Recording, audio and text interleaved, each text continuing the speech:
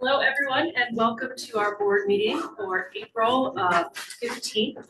We are here in Pagosa Springs as the board decided that that was important. At least one board meeting a year should be over here in Pagosa. I'd like to call the meeting to order, starting with the Pledge of Allegiance.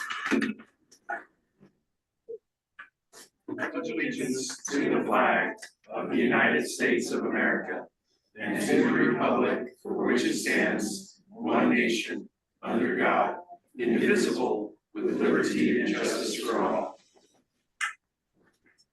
And now I will accept a motion for the agenda. So moved. So moved. Do I have a second? Second. Any discussion about the agenda today? Yeah, I'd like to amend the agenda to include an update on the facts executive session discussion in our executive session. Okay. Are you fine with the friendly amendment? She'd like to add the FAC executive session to our agenda today. Thanks. And Joe? And also to add to the executive session, there's numerous mentions of some settlements and lawsuits and things in the packet. I'd like to move those to executive session to be discussed. Another agenda item to discuss settlement figures. Okay, all in favor of the amended agenda as presented? Any opposed? And that passes unanimously. And here for our safety moment, we've got our Pagosa foreman, Garrett Hammer. Yeah. If I haven't met you, my name is Garrett Hammer. I'm Senior Director here in Pagosa. We had a couple outages last week, Thursday and Friday, affected our Pagosa and Ponderosa substations.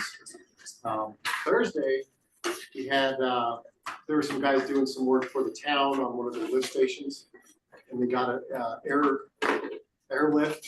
crane jack into the transmission line and trip the circuit. No one was injured. Ran out there, checked it out. I was in a conference in Colorado Springs, so I'm trying to help where I could. But so that was Thursday. We were able to get that back on pretty quick. Then it happened again Friday. We're thinking it was wind caused.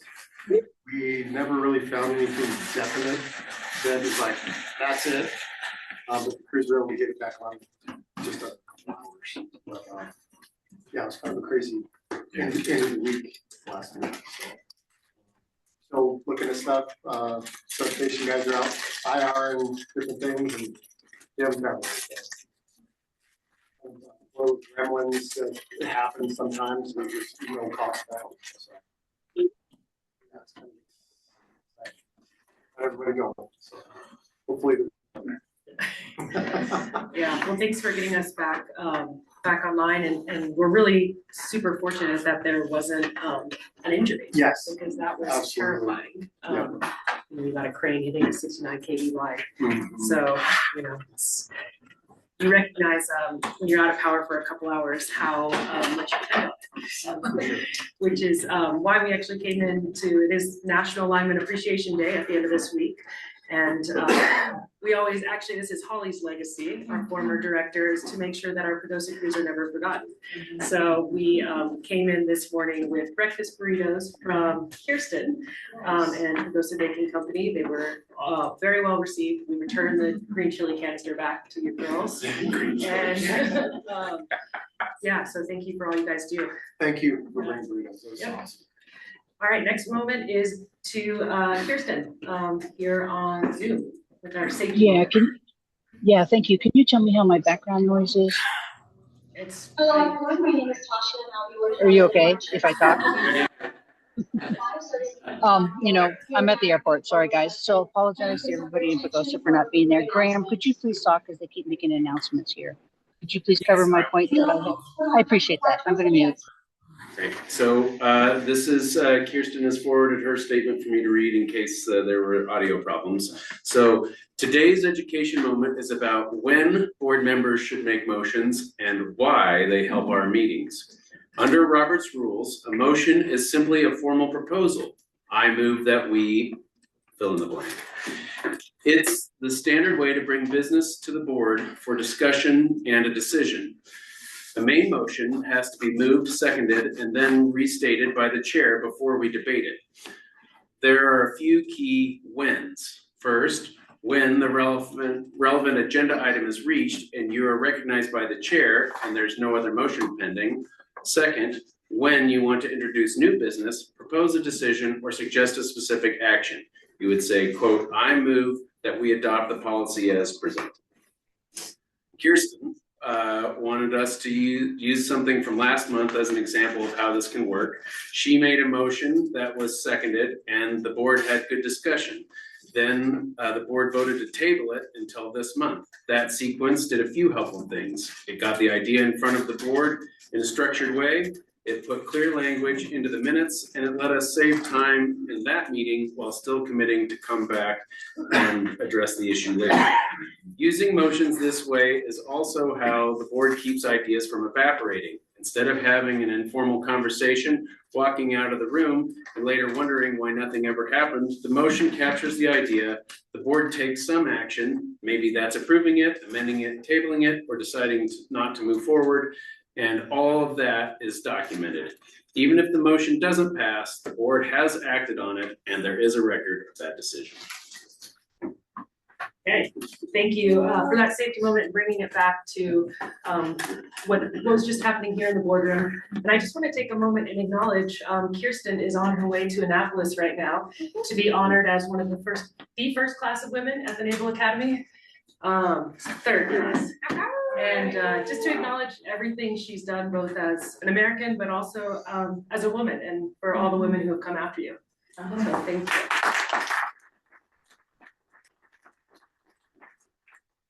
Okay, with that, I'll hand it back to Graham, and we can get into member comments. All right. Really quickly.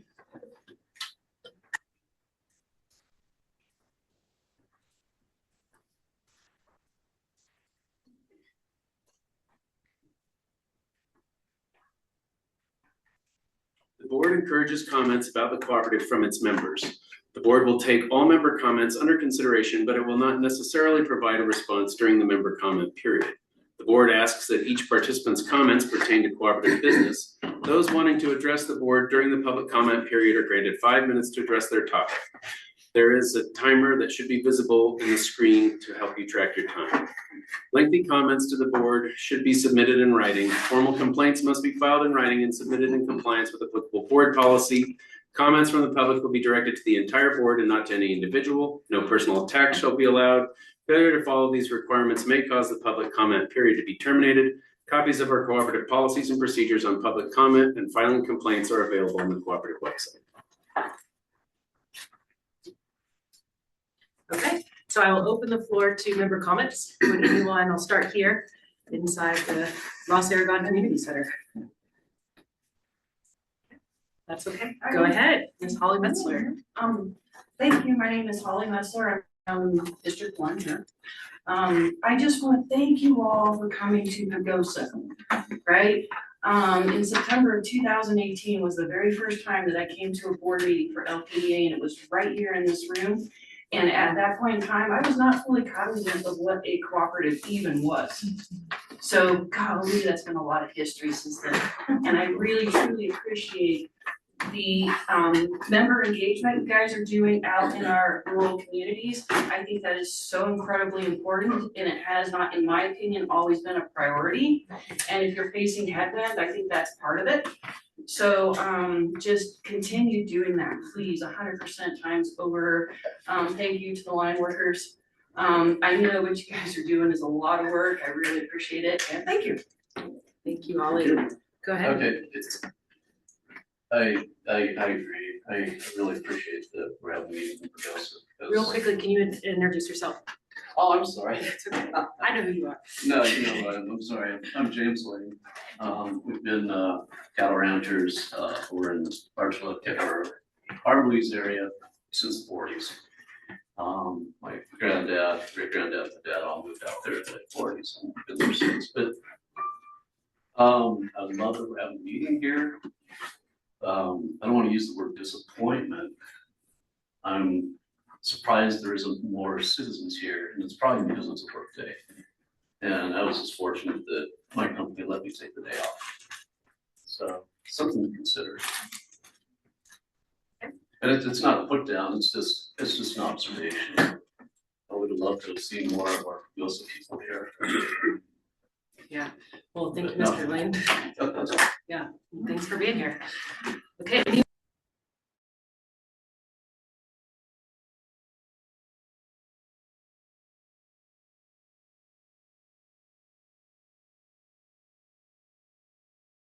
Hello. I lost my sound. We can hear you. We Yeah. got you. Oh, okay. Great. Hi, my name's Robert Mangler. I'm just one of the many resident electricity users out here in Pagosa Springs. And I just had a couple of suggestions that I was hoping I could voice, regarding the outages. I was wondering, first of all, if you guys are penalizing, any of those or fining the companies, that caused the outage, because it affects, all the residents, not just losing their power, but for me, for example, I have solar generation, and I have no solar generation during the outage. So it's lost revenue for me. And so I was, if you don't find them or, somehow make them take ownership for the issues, that causing the power to go out, it, you know, it gets your employees are running around trying to fix everything, and I don't know if they even get paid overtime, and the money, the money from the fines could go towards them to make them more appreciative of having to it's like off hours. Seems like the outages occur off hours, and the main accomplishment to me would be that it would result in less outages because the negligent party would be much more careful when working around the power lines, and they would follow the digging procedures more carefully. So it just seems to me that there would be more ownership, and they would be much more careful when they dig. They would call 811, have everything mapped out. I mean, that's what I do as a resident. I make sure that everything looks good before I dig, and I'm very careful. And it just seems that the larger companies, at least, or even the residents like myself, should take ownership if they cut a line and be fined. That's about the main thing that I wanted to voice. Thank you, Mr. Mangler. Do we have any other comments either online or here in? Yes, ma'am. If you could introduce yourself, please. Yes, my name is Denise Fisk, and I do live here in Pagosa Springs. And just to compliment to you on the Friday outage, at 4:15, there was approximately 50 of our high school over at the auditorium at the high school in the dark, getting ready for one of our performances. I was on my way over there because I play in the orchestra for the musical. And it's just very gratifying to know that the electricity came back on very quickly, because 50 kids in the dark is not really a fun. For them, maybe. Sound checks are a little hard and all of that, but so much appreciation for getting it. I think it came back on maybe within an hour. I was still headed towards the auditorium when I heard about it, and then it came on shortly thereafter. So those of us who sit in the pit orchestra in the dark were able to turn our lights on so we could see what it was we were going to play there in about 15 minutes. So much appreciation for getting it back on. Seriously, thank you. Yeah, and I'd like to say thank you, because that was a fantastic production of Little Mermaid. Truly It was awesome. like It Pagosa. restores your faith in young people. It was amazing. Okay, any other comments? Mr. Mark Pearson online. You are muted. Thanks. Appreciate it. And Mark Pierce, I'm a member in District 4. I just wanted to highlight your upcoming April 23rd Community X, Energy Forum discussion, which I think would be really interesting to hear from Delta Montrose Co-op and Kit Carson. And I just wanted to encourage you guys to prep the CEOs of the other two co-ops to focus on how their shift to their independent energy supply has trickled down to the bills that their members are paying as a result. I know Louis Reyes wrote a column a couple years ago for Utility Dive magazine and described that they had maybe cut their customer bills by like 25 or 30%. And I think they have like an energy or a fuel surcharge credit maybe on their bills is how they do that. But it'd be really interesting just to hear from him directly, like what has been the bottom line impact of their, 100% solar energy during the daytime and so forth. So anyway, just rather than having to ask a question at the event, hopefully maybe they could be, focused in on talking about that as part of their prepared comments. Thank you. Thank you, Mr. Pearson. Is there anyone else who'd like to speak? Yes. I forgot one last comment. Thank you for putting our human resources over here in Pagosa. Yeah. Thank you. Yeah. Thank you. You're welcome. Okay. Any other comments? Seeing none, I'll just reiterate what we heard, which was we heard appreciation for this event being in Pagosa, appreciation for the Pagosa Line crews. There was a question about punitive action related to people who are actually responsible for knocking out power. I actually would love to hear an answer to that because I don't know what it is. And then also a promotion of the April 23rd forum and interested in hearing from other cooperatives who have broken away from Tri-State and what they're doing now. That's on the 23rd. Okay. CEO Hanson, if you could comment. Yeah, I'd be happy to. A couple quick things to respond to Mr. Mengler's question about fines or seeking compensation when our equipment is damaged or if there's a problem caused by similar situation to what we've experienced here recently. And unfortunately, we have a surprisingly high number of cars hitting poles and trucks hitting lines, and this is just a reality of operating a power system. And the short answer is yes, we absolutely seek compensation whenever we have damaged equipment or where we have damaged service, and very assertively go after that compensation. We also, I can assure you, pay overtime to our line crews, and they're compensated for any of the after hours or off hours types of repair work. So just to answer those two questions directly, and then to Mr. Pearson's comment, that is absolutely one of our main topics for the forum on the 23rd. So I appreciate you bringing it up. Okay, great. So public comment period being done, we will move to the consent board items, and I will open the floor for a motion. So moved. Got a motion? Any seconds? Second. Motion and a second. Any discussion about the consent board agenda? Seeing none, all in favor signify by saying aye. Aye. Any opposed? That passes unanimously. Now we are. I was not able to know votes from thank you. John or Kirsten. Okay, yeah, just a heads up, you'll be abstentions if we don't see you. So John is in favor? Yeah, Kirsten? I'm in favor. I'm in favor. Okay. Thank you. Okay, yeah. Okay, so next on to agenda item 4, CEO and staff reports. We will hand that back over to CEO Hanson for the dashboard. All right, thank you, Madam President. Pleased to present our March dashboard to summarize our activities during the month of March. Want to start with our KPI dashboard, as we always do, and pleased to show green across the board this month.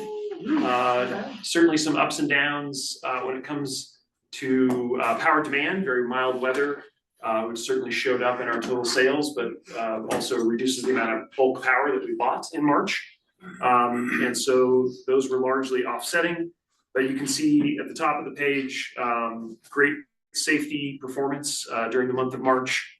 And our BE sales trending above target now, so a nice uptick on that side. Battery installations were just above par for us, and the amount that's being used by our members growing month by month.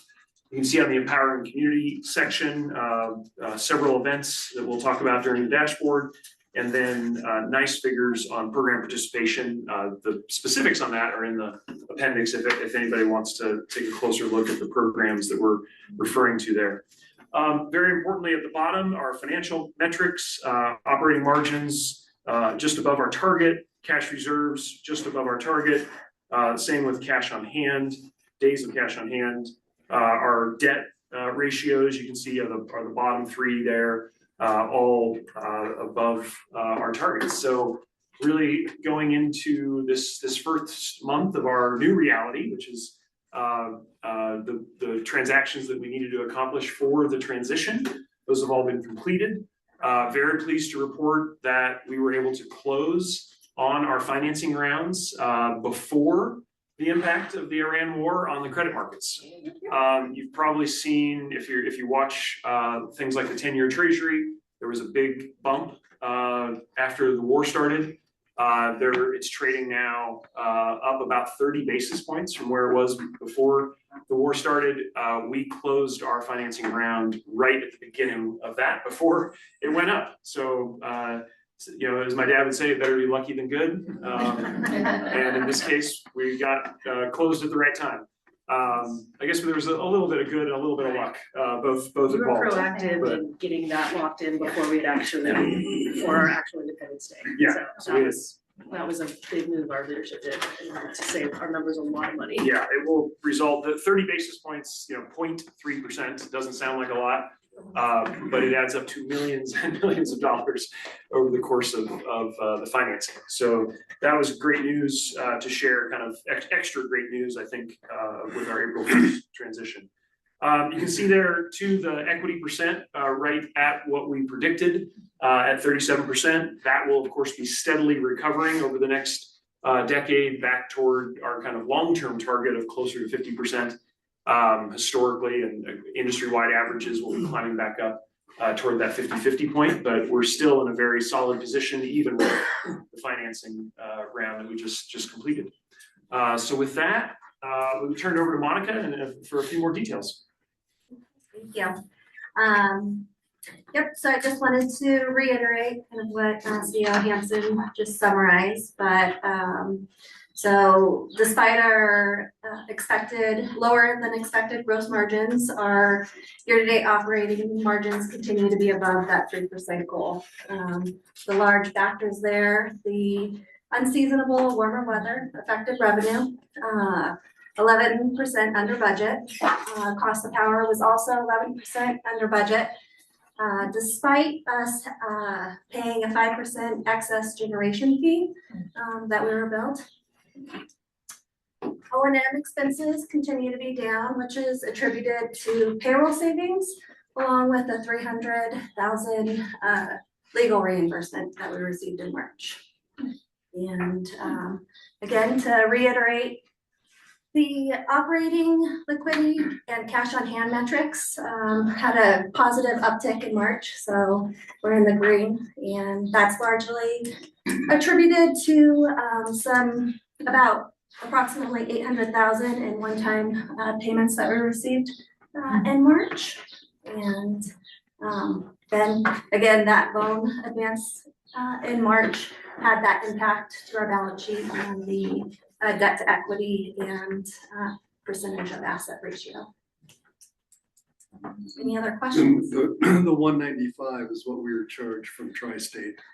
That we won't be charged again, correct? Correct. Yep, it was 190,000. Yeah, and just to be clear, that's the penalty that we were paying as a Tri-State member to be over the 5% local generation. So I know that was heavy on the board's mind as that decision was considered, and that would be the last payment we would have to make. What's the frequency of that? Was that just for the month, or was that a year true up? Just the quarter, right? It was year, 2025. Oh, that was 2025. Yeah. Yeah. So I should say yeah, we may have be a small payment for the first quarter. It will still be due. Okay, let's keep moving into the second slide. A couple of things I wanted to highlight here. First, very successful PSPS roundtable and exercise, Chris, tabletop Can exercise. you tell people Yeah. what PSPS is? So PSPS is Public Safety Power Shutoff. This is tabletop exercise that we hosted at our headquarters. We had about 65 people in attendance. You can see a snapshot of it there on the slide.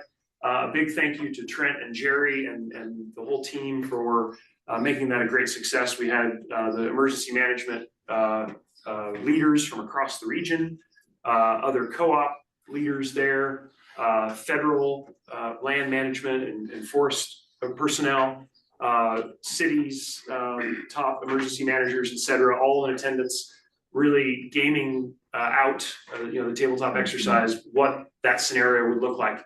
And, this is really important preparation for us as we go into the summer in particular. Very hot, very dry, very low snowpack this year. We are expecting some of the most high-risk conditions we've ever seen in La Plata and Archuleta counties.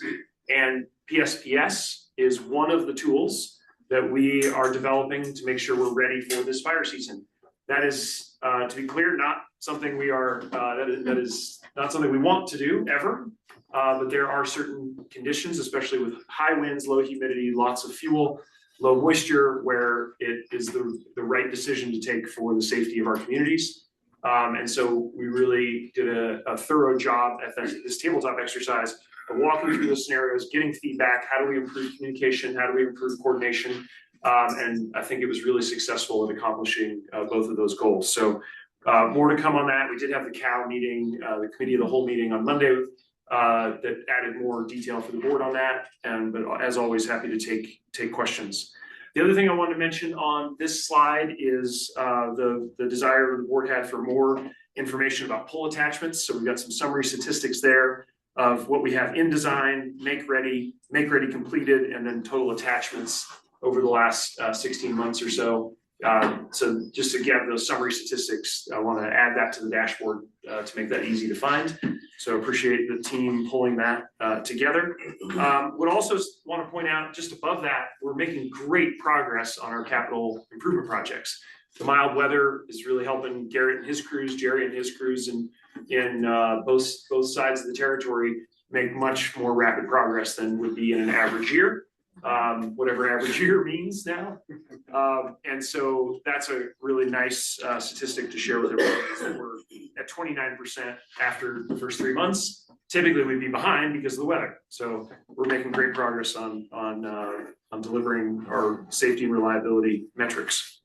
If we go to the next slide, I wanted to point out some of the work that's happening inside of Dan's team and Steve Smith in particular around the Spark grants. You can see that as the bottom section there of the narrative. We also were able to complete 80% of our design work on substations that we're requiring from Tri-State. And that transaction was delayed slightly because of some title work. I'm sure everybody's had to wait on a title company in their lives. It turns out we do too sometimes. And so that will all be wrapped up by the end of April, but we've got the engineering work largely completed for that part of our transition. If we go to the next slide on empowering community as the title, a couple of things to point out. Had a great chance to make a return visit to the Green Business Roundtable in Durango. That's an event I know many of you have been at once or twice or more. That's about 85 people attended that and had a great chance to give an update on our progress on operations and the transition. So I was pleased to have a chance to talk to that audience. Also want to mention the $100,000 in scholarships. We had 6 seniors that we are supporting for their higher education goals. And we have a really wonderful committee that needs to look at the merit-based application process, and always great part of our year to celebrate our incredible students in this territory. Also wanted to mention just above the local economic development headline, we've got a comment there around starting the dialogue with La Plata County staff around the Sunnyside 2 expansion project. As you may remember, we're planning to add about 3.3 megawatts of solar and proposing a 5 megawatt battery installation at that site that we own. I also learned this week that it's likely the school district is going to consolidate the elementary school, and that site will no longer be used for next school year is what I think is going to happen. So a little bit of an update there. It doesn't have a direct relationship to our project. We're 2,500 feet from the school, so it's not that close, but relevant for our planning documents and our submissions. So just wanted to give everybody an update on that. Finally, on this slide, under local economic development, we've got a really amazing opportunity with the HERE program.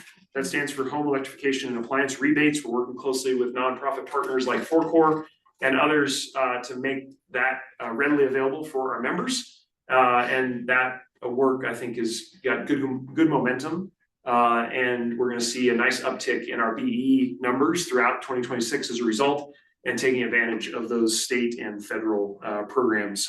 And I think the other nice thing to mention there is it has a major workforce development component to it as well, because we need the workforce to be able to do the heat pump and the other equipment installation, the hot water heaters in many cases.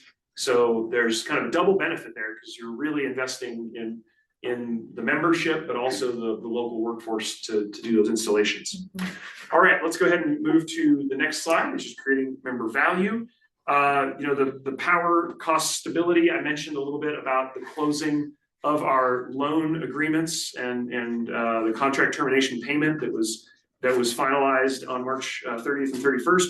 I did want to mention the interest rate that we're able to now publicly release, because it is final, was the blended rate was 5.17 on our 30-year notes. We've got different durations and different reprice periods, so I don't want to oversimplify, but if you look at the whole thing and then create a blended average of our interest rates, we ended up at a very attractive 5.17. If you look at 30-year home loans right now, they're well above that. I'm sure anybody would love to get a 5% 30-year mortgage right now.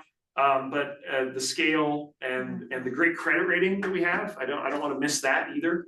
The A+ rating we have from Fitch and the confidence that CFC has in our approach both contributed to getting a very attractive interest rate that will save our members tens of millions of dollars in interest costs over the next 30 years. Also to mention on this page, the second point around finalizing the PPA with the Harvest facility. So we're getting some zero carbon waste heat electricity there, which is a great addition to our portfolio. It's just shy of 6 megawatts in size. And then the final thing to mention on this page is I had a chance to join the Southwest Colorado Day at the Capitol. Was helping to organize that with Cortez, Durango, Pagosa Chambers, among many of the participants who came to the Capitol, and we had a chance to talk with legislative leadership, Speaker, the President of the Senate, et cetera, as well as the governor's offices and the cabinet officials. So I think a really successful day of representing the needs, the concerns of Southwest Colorado. We are sometimes forgotten in Denver, and I think we had a really strong showing, and had a chance to meet with the right people. So I was really glad to be a part of that effort. All right, to get to the final prepared slide here, or was that the last one? That was the last one. All right, very good. And we used to have 7 slides, and we consolidated here to a little tighter format. But always good to remind ourselves of our vision statement as we end this part of the presentation, and look forward to any questions from the board. Yeah, Kohler. I just want to thank the staff for the cow on Monday, the committee of the whole, because that was really, really informative. I thought the presentation was really good, and I thank you much. Hopefully we're able to share most of that with our members. Absolutely, yeah. Thanks, Kohler, for that feedback. And we do have a press release going out today. And we've been asked for some additional information from Durango Herald that had some outreach. So yeah, we'll have our own channels, of course, to get the word out about how we're preparing for the fire season, how PSPS fits into that overall preparation. And you'll see, I think, more public communication on that front over the next 2 weeks. Thank you. Please pass it on to your staff. Great. Jerry's in the room. Trent's in the room. Yeah, there. Yeah, Joe. I had a few questions and comment. Just wanted, on the top of the first page, delivering safety, talking about the 100 poles for raptor protection. Just wanted to give a shout out on that. We all like our big birds around here. On Energizing Tomorrow, you said you conducted a survey of battery rebate recipients. How many people, what kind of feedback did you get? Yeah, I mean, I'm gonna need to phone a friend on that one, because I don't have the survey results right in front of me. Or just to check. Oh, yeah, Dan may be able to help us with that one online. Yeah, I'll have to phone a second friend and ask Steve. All right. We can. Yeah, I'll get back to you on that one, Joe. Okay. Good question. And let me see. Let me see. The next one was, it says you met with La Plata County staff on battery and solar. Yep. So kind of laying the groundwork for Sunnyside, all the work that's gonna go on there. Yeah, that's exactly right. So the first step is to basically file a written document or a written submission saying, here's our intent. Okay. That kicks off a set of conversations with staff, planning staff, that then leads to the more formal permit process. Okay. This will go through the full permit process. This is a major installation as defined by the county. And so we wanted to get that started right away so we can meet our deadlines for things like capturing the tax credits. And what timeline for that, and then 2 years we were talking about? Well, no, I think shorter than that. We need to have the installation energized by summer of 27. So we basically have, start to finish, we got a 1.5-year project plan. And that means we need to move through the permitting process in the first third of that plan. Okay. On creating member value, you got the pie chart there with all the different participation levels. Are we kind of maxed out now on time of use? Is that? Not at all. That could go up? Yeah, we're only at about 11% adoption of time of use rates. Okay. We are working to improve that and making sure we got the right, education, communication, and the right price signals. And so that is a nice preview for the board as we talk about rate design going into 2027. Our adoption rates are lower than we'd like them to be. And that's something that we'll need to evaluate together later in the year. And the battery settings, well, this is 1%, but that's. The number of folks that have installed batteries is still relatively low to the whole membership, but steady growth on a small base. Okay. Yeah. Great. Thank you. Yeah, you bet. Rachel. Great, thanks. Yeah, just got a few questions. One's a follow-up on Joe. So with the La Plata planning, remind me, are we asking for a variance? No. Okay, so this is no goodwill needed. We are just moving through. Well, this will require a commission vote. So if that's the definition of goodwill, then but it's not a special. Right. Yeah. There is no need to request a variance. Okay, wonderful. And then I was curious how the conversation went with Charlotta about you're beginning conversations about their approach to battery storage and what that might look like. Yeah, I would characterize that as a very positive meeting. We had a chance to speak with both city and county staff, county manager, sheriff, police chief, town manager, et cetera, all in the room for that meeting. And we laid out a concept, so I wouldn't call it a proposal at this point, but our focus right now for battery storage will be on the Sunnyside site. But as we evaluated our opportunities across the whole system, we think the next best opportunity is going to be in Archuleta County. And not only does it have the regular battery benefits of strengthening our grid and providing cost savings for our members, but in Archuleta County, there's the added benefit of how it fits into emergency planning exercise. So I think the outages this, over the past 7 days kind of highlight, we have 2 lines coming into the Pagosa Springs area. One of them is about half the size of the other. And so we're working hard to upgrade that line, but having batteries holding what could be 20 megawatt hours of electricity would give us a great chance to respond in an emergency situation. Outage, fire, natural disaster, you name it, having that asset sitting, we're looking at a site that would be on the west side of town at our substation. That would give us a lot of flexibility for immediate response. And of course, you have the hospital, the senior center, the grocery store, the gas station, right? A bunch of critical infrastructure is there, and being able to have more electricity available in an emergency has even greater value. Awesome. Yeah. It's really exciting. Great work there. And just to comment on that HERE training, that's so exciting. I've been trying to navigate this HERE program. I think I've mentioned this a couple times, but yeah, we only had 2 folks who were registered for a long time serving this whole area. And so to have this many more is great. I would say that in addition to heat pumps, the other barriers, a lot of homes like mine don't need an electric panel upgrade. Currently, there's only 1 electrician who's registered for HERE.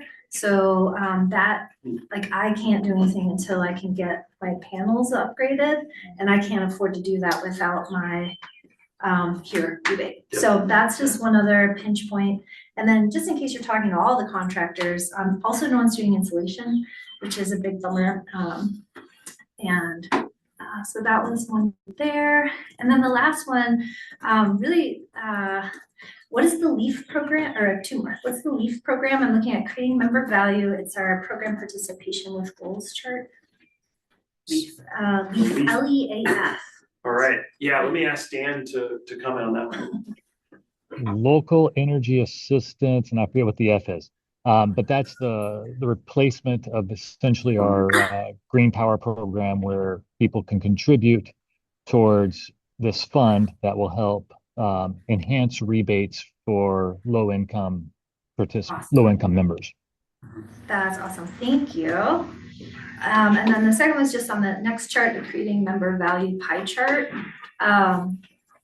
First off, I love these 2 charts. Thank you so much. I know we're having a conversation about member engagement and how to show more than just numbers, but how to show some of the impact and value of it. And I think we start to get there.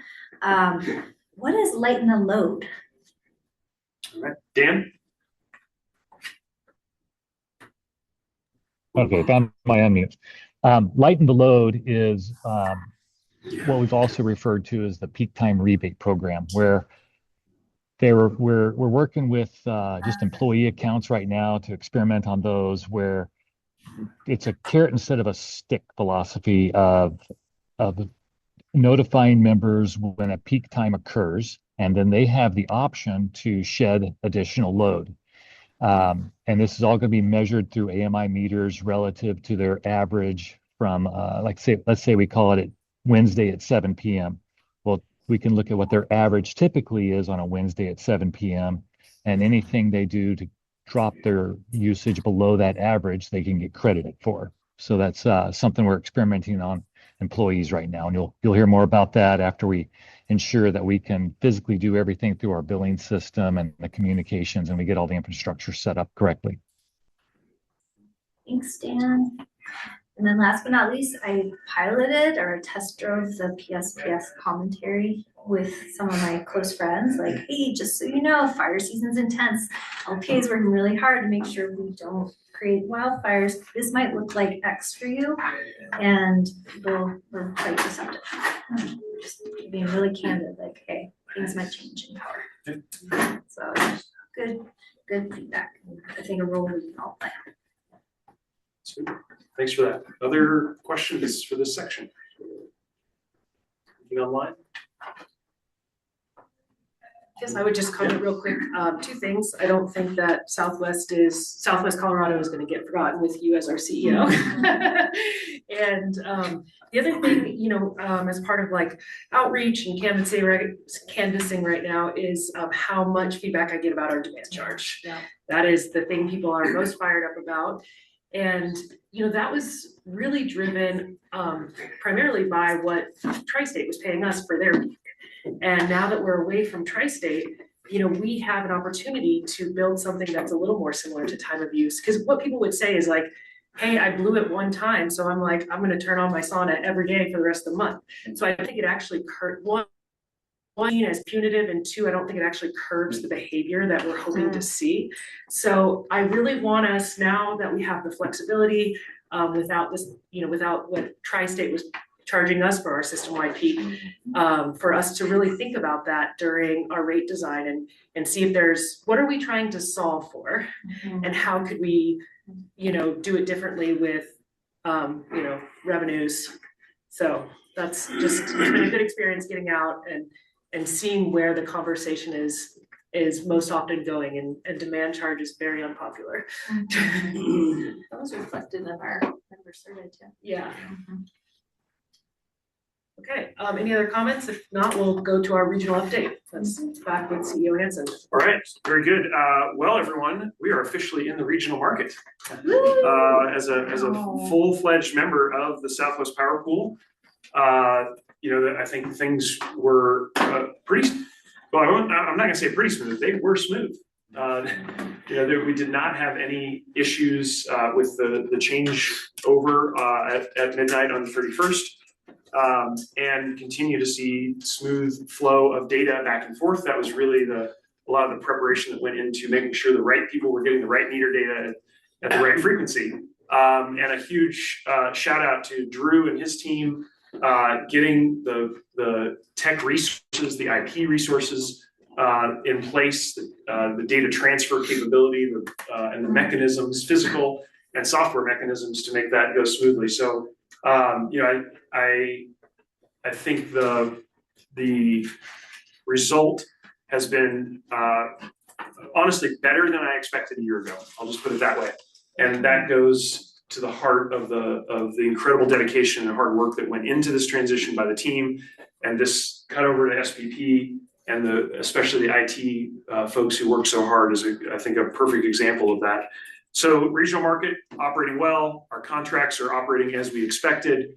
No doubt we'll have some additional work for Monica and the finance team as we figure out the invoicing and the billing, and that will be a new process for us over the next few months. And that learning process, I have no doubt, the finance team will knock out of the park. But that's where we are with the regional market, and my expectation is that footprint will continue to grow over the next 3 years. So any questions on SPP? Yes, Kohler. Yeah, I couldn't find it, but there was a map, I think it might have been Cal or at some point. And it looked like the SPP footprint in the west was much larger than originally. Did they expand it even more than what they were originally going to do? So I think the map you were referring to is the one that had the orange and the yellow expansion. Yeah, definitely. So the SPP has 2 offerings in the Western Interconnect. One is the full RTO. That's what we joined. The second is a mechanism called Markets Plus. And there's a number of utilities in Colorado and in our neighborhood who have done, think of it as an RTO very light. It basically allows for day ahead trading, as opposed to the full suite of services that you get inside of an RTO for real-time balancing, day ahead, advanced contracts, transmission scheduling, et cetera. There's a whole number of things the RTO is doing, kind of full service, if you will. Markets Plus, to my mind, is kind of 20% solution compared to the full RTO. So that map makes it look like SPP has a gigantic footprint in the West. They do, it's just the full enchilada and the baby version. And so is Cal ISO expanding as well to the east? Yes, so the CAISO has a product that is totally standalone. It's not directly related to the ISO. That is called EDAM, Extended Day Ahead Market. And it is very similar to the Markets Plus offering. And between the two and the full RTO option, you now have almost the entire West in one of those 3 configurations. So to me, it's a baby step in the right direction. But the day ahead markets typically do not produce the efficiency benefits you see from a full RTO. And that was one of the reasons we decided to go into the full RTO. Thank you. Yeah, great question. Other thoughts, Brad? Yeah, just there was a good article on SPP that you were quoted in we could refer members to that article. I thought it explained, it was a lengthy article, kind of explaining SPP. It just might be good for people to know where they could go to look. Yeah, I love that. Are you referring to the one in Colorado Sun? Yeah. Yeah, I was really pleased to be interviewed for that article. I think as the board knows, this has been, really important part of my work in the last 10 to 15 years broadly, both from private sector, public service, and now in this role, of how important these regional market expansions are for our success. It was great to be able to stress that point. So thanks for referring to that article. Yeah, I think it did a lot to explain SPP, how long it's been around. Yeah, it was I thought a pretty all-inclusive article. Yeah, and SPP goes back to the early days of World War II. Yeah. And it was actually a way to coordinate electricity demand in Arkansas in 1942 as the war effort started to ramp up. So yeah, this is not a new concept. Right. We're now fine-tuning it for 2026. Yeah. Okay. So move on to the next section. Yes, please do. Okay. Well, we do have portions of this that are available for the public session on our audit presentation. As some very smart people have always told me, never bury the lead. The lead is that we have a clean audit, 100% clean opinion from our auditors with no recommended changes. And so there's the headline for everybody as we get into some of the detail. And I'm excited to turn this over to Monica and from Jackson Thornton, Woody Trimble. Online, so. And I see Woody. Yeah, can you guys hear me okay? Gotcha. Sure can. Good to see you, Woody. Same to you. I'm going to attempt to share my screen so that I will have this stuff pulled up and we'll kind of go through it. Can you guys see my screen okay? Yeah, looks good. Okay. All right. Well, I'll begin by jumping into the financial statements themselves. And on page number 1 is our independent auditor's report. And it states, in our opinion, the financial statements present fairly in all material respects the financial position of the association as of December 31st, 2025 and 2024, and the results of its operations and its cash flows for the year, then ended in accordance with accounting principles generally accepted in the USA. As Chris said, that is a clean opinion. That's what you're looking for your auditor to provide when doing an audit of your financial statements. It means there's no significant or material modifications that need to be made to any of these numbers that I'm getting ready to go over now. So starting on page 3 is the balance sheet. It's basically a snapshot at December 31st, 2025 and 2024. And so it starts with your assets, with your electric plant and service up to $349 million this year. That's a $13.5 million increase, and that's due to normal additions of $16 million, less disposals of about $2.5 million. So your accumulated provision for depreciation is up to just under $179 million. That's a $7 million increase. And that's due to normal depreciation expense of about $12 million, less disposals and removal cost of about $4.5 million. So you had a total net utility plan of $181.5 million this year compared to $178.6 million last year. Looking at your investment line, you see it's up to $83.9 million. That's a $2.6 million increase. And $1.8 million of that increase is due to the patronage capital received or allocated from Tri-State that was received this year. Moving to your current assets, your cash and cash equivalents down to $8.7 million. That's a $1 million increase, and we'll look at that when we go over the cash flow statement here in just a few minutes. So your accounts receivable from your customers and your unbilled revenue net did not change significantly, although you did have a slight change in your customer charge up from $23 to $25.30 and increase in the demand charge this year. So no significant change in your current assets. So looking at your deferred debits, you see the last line here, your other deferred debits are down to $419,000. That's a $1.9 million decrease, and that's just due to recognition of a deferral related to the sale of the subsidiary. So that left total assets of 296 million this year compared to just under 293 million last year. So looking at the equities and liabilities, looking at your patronage capital balance, up to 168 million. That's a $10 million increase, and that's due to net margins of 11.6 million less capital credit retirements of 1.3 million. So total equities were 168 million this year compared to 158 million last year.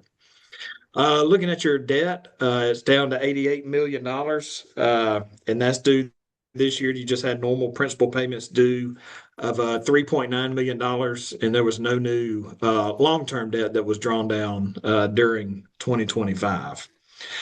So no other significant changes in your current liabilities this year.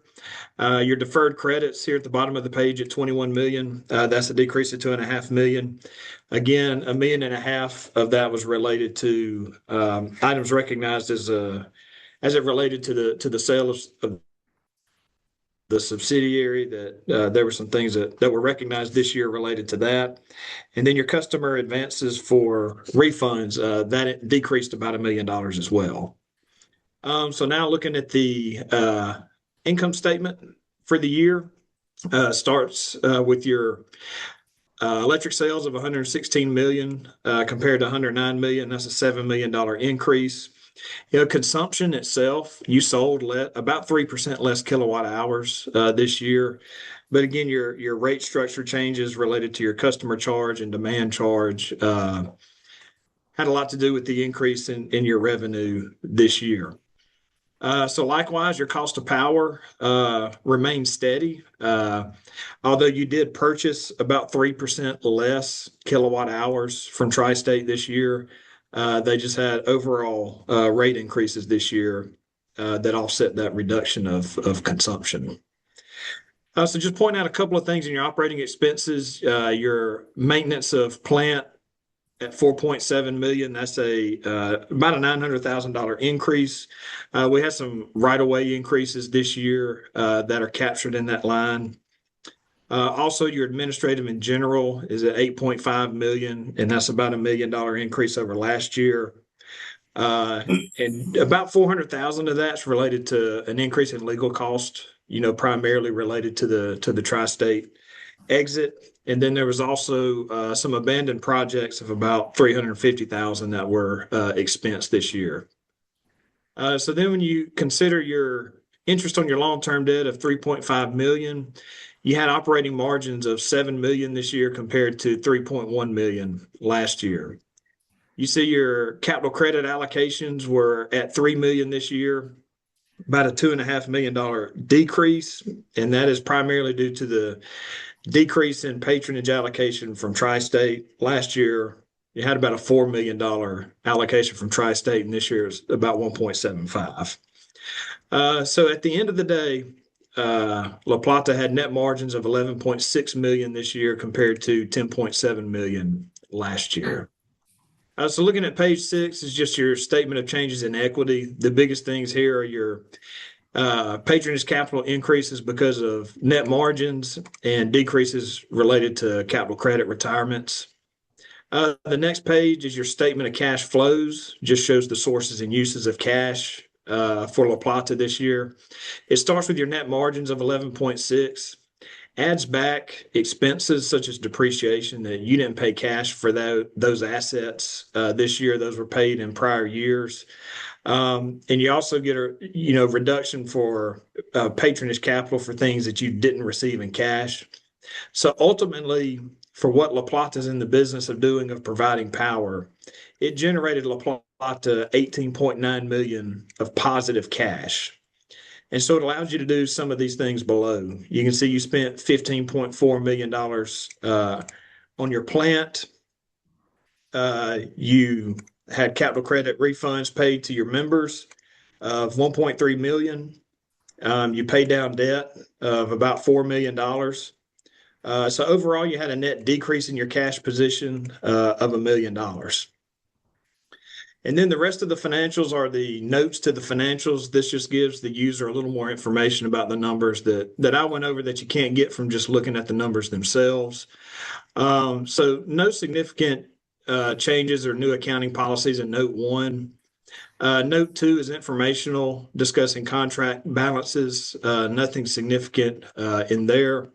Note 3 is a breakout of your utility plant, showing the breakout between transmission, distribution, general plant, your construction work in process, and how much of that is aid to construction. And then finally, the accumulated provisions for depreciation to get you to your net utility plant balance. Note 4, investments, is a breakout to show your investments of $83 million that was on the balance sheet. And by far the biggest piece of that is the tri-state capital credit allocation. Note 5 is a breakout of your regulatory assets and rights of way. No significant changes there. Note 6 is a breakout of your patronage, showing what's assigned versus unassigned.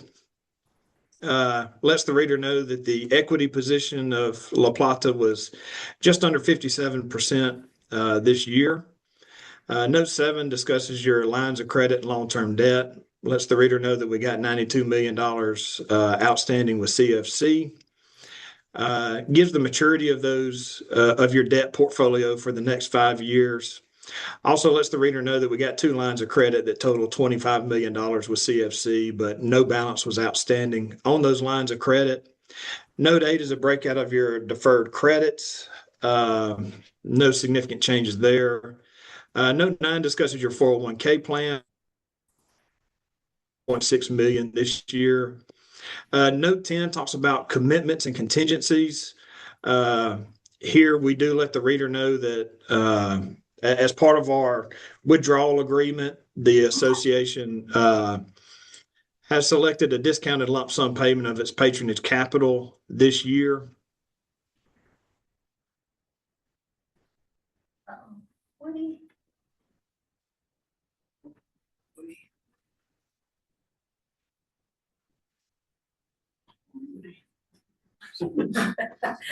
Trying so hard. Woody's looking a little witty. Perhaps the most significant thing in these financial statements is related to something that happened after year end. Basically saying that our, there we go. So that the association paid $208 million to exit its wholesale power agreement with Tri-State, and explains how that was financed after the fact, but that none of this information was reported within the financial statements themselves. So that's just information for the user to know what's coming up in 2026. And that is disclosed because it's something that has actually happened before we have delivered the audit. So now I've got one other report that I need to go through related to communications to you as the board. And those communications start on page number 2. Basically states our responsibilities regard to the financial statement audit are described in our engagement letter, which is attached behind Exhibit A. We also issued a separate communication regarding the planned scope and timing of our audit. As far as preferability of accounting policies and practices, in our view, management has selected the preferable accounting practice. This year, the association did not adopt any significant new accounting policies, and we did not identify any significant accounting policies in controversial or emerging areas, and we did not identify any significant unusual transactions. There are no particularly sensitive accounting estimates in these financial statements, and there were no audit adjustments made to the trial balance given us to do our audit, and we're also not aware of any uncorrected misstatements other than those that are clearly trivial. Lastly, we encountered no disagreements with management over the application of significant accounting principles. We're not aware of any consultations management had with other accountants. And there were no significant issues arising from the audit that were discussed with management, and we didn't encounter any significant difficulties in dealing with management during the audit. And we did not encounter any significant and difficult or contentious matters that required consultation outside of our engagement team. So there is one other communication between us and management, which is the representation letter. that's signed by Chris and Monica, basically stating they've given us access to everything we need in order to do the audit, and that's attached behind Exhibit B. And then lastly, because you are a CFC borrower, we have to issue an auditor certification to them each year. And this certification basically states this year that during our audit period, the association did not receive any long-term advances from CFC, controlled by the CFC mortgage agreement. So I know I did a lot of talking and talked pretty fast, but at this point I'll stop because that's everything I need to report to you as the board. But I'll stop and entertain any questions that you may have related to the audit. All right, any questions for Jackson Thornton? Go ahead, Colin. So maybe I missed it. Do we have a copy of that? Is it in the drive? It is. Okay, so I'm sorry I missed it, but is there a timeline on the approval when that comes in front of the board? Well, yeah, we're asking for approval. So Go ahead, it's Monica. not in the board packet. Oh, it's because not? Oh, pardon me. It got issued late Tuesday afternoon, so I didn't have a chance to upload it. So I can do that. If you would. Yeah, sorry about that, Colin. I thought it had already been added. Approval, would that be next one? Yeah, so Thank you. yeah, so today, sorry, apologies to back up. Today was meant to be the presentation, ask questions, and especially of Woody and the audit team. And then it come to the fact in May for initial review. And then we'll be asking for approval at the next board meeting. Perfect, thanks. Oh. Rachel. Thanks. Okay, Woody, this is a bit of a rhetorical question, but we've had a member, or we've had some questions about, the way we do financials, it's not normal, or things seem represented in strange ways, like where our salaries live, et cetera, et cetera. Am I correct? I'm not an accountant. Am I correct in reading through your assessment of us, and with you being the expert who works with co-ops all over the country, that we're doing things in the right way? Yes, that's right. Utility accounting does have some nuances that traditional businesses don't follow. And so yes, if you look at the financial statements of La Plata and you look at their income statement, I mean, you cannot see clearly how much payroll cost is.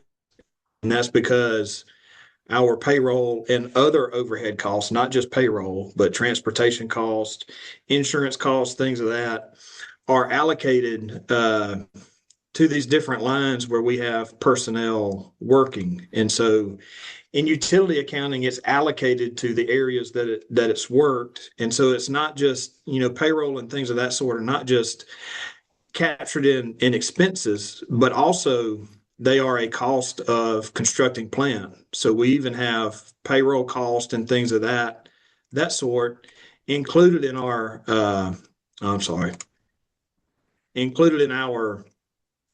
utility plant cost. And so what they're saying is correct. You can look at a regular corporate business and see where their payroll costs are.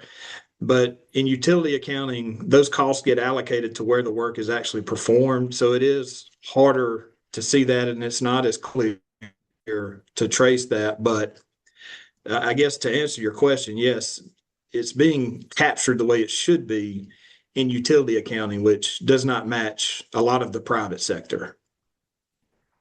Thank you so much. That's very helpful for how to respond, and I'm more educated and can be more accurate. Thank you.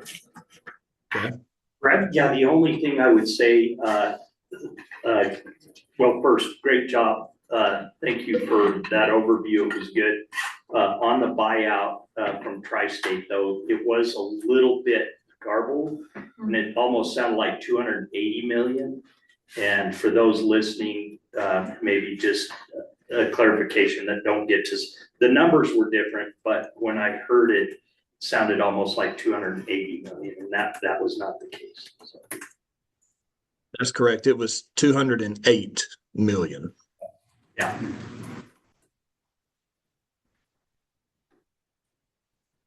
Okay, other questions for our audit team? Any online? See? I'll just ask a quick question because I know our audited financials are something that people are most interested in seeing. So what is the timeline for us making these public, assuming they get passed and? Yeah, so that's a great question. So we make this public every year after the board adopts the audit. So this is our month to review. Of course, they have time on the FAC agenda. Please join that meeting if you're able. If you have questions that come up after you review these documents further. We can certainly make the auditors available if there are follow-up questions. So yeah, we want to make sure we have this period of review for the board. As soon as the board adopts the audit, that then is immediately published or the next day. And I hope people can see how detailed the analysis is here. This is our public statement of our accounts, and any member can access this anytime as soon as it's adopted by the board. So I think this represents, industry best practice, and I think we have a very high standard of financial transparency based on these documents. And I recall with my initial board training that one of our fiduciary duties is to pick our auditor, because this is the group that is making sure that all of our financial documents are in line. And I believe we, best practice is to switch every couple of years. I believe this is maybe their second year with us. Is that correct? That's right, Woody. Yes. Yeah, this is year number 2 of a 3-year contract. But Woody, do you have anything you want to mention on kind of industry best practice on audit rotation? Yeah, there's mixed views on that. If I'm your auditor, I'm going to tell you that it's not best practice to rotate auditors all the time. But if I'm not your auditor, I might say that. But no, realistically, I think some of the rotation stuff is legitimate when you've had firms that have been somewhere for I'm talking 10 or 20 years to have a fresh set of eyes come in and look at things. But to change auditors, like in this case, if you were to do it every 3 years, it's a little bit cumbersome because we're just now starting to establish our relationship with the accounting staff, and Monica's understanding how we look for things now. And if you switch again, after next year, then, she's having to learn a whole nother team and things of that sort. And so, it makes it a little more complicated for management and for the auditor for that matter, because it's, I'm getting to learn you guys at this point in time and really begin to understand how your processes and procedures work. The one thing I'll say to rotation is, you do see me every year provide this presentation, but the team that actually works on this is not the same year in and year out. We have different people that work on this. Each year there's different staff, there's new staff, and so even the staff that have worked on your audit, I believe that the team was completely new this year as opposed to the team that did the work last year. So although you'll see me every year, there's a different team behind the scenes that's actually performing the work. So it's not like it's just me performing the work every single year. So there is some different people looking at it. And even within my firm, I've got another audit partner that we could have another partner run this engagement rather than me running the engagement. So we can also rotate the lead partner on this engagement within Jackson Thornton if you want a fresh set of eyes, even from within our own firm. So, it's certainly not a requirement to have to do that. But I do know there's a lot of talk, and there has been a lot of talk about auditor rotation and auditors getting too comfortable with management, but that's kind of my 2 cents on the whole thing. Thanks, Woody. I appreciate that. And as you can tell, right, there's pros and cons, and we've been working now with Woody and his team from last year and this year. It's been a great working relationship. You can see the results from this report, and we made a 3-year commitment, and then we'll be reevaluating, I think, appropriately and deciding if we're going to renew or look at other options. But Woody, I appreciate you adding that extra detail. Absolutely. Yeah, Joe. Can we get a link to where it is in the drive? Yes, It's in the this would be drive. distributed to the whole board. Okay. Yeah, right, Okay. very quickly, so. It'd be easy to find for everyone. I'd note that we do have a time for executive session if we need to, that somebody could move for executive session and we will clear the entire room except for Woody and the board, meaning no staff or management, if there's any questions related to that any director might have. Can we move that to next month? I mean, if you want to re-meet with Woody again, you can.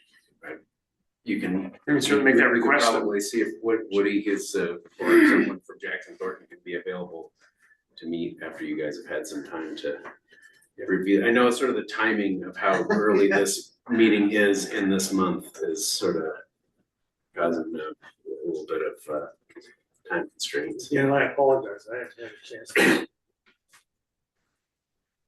Yeah, Dave. And you had mentioned that they could be available for the FAC.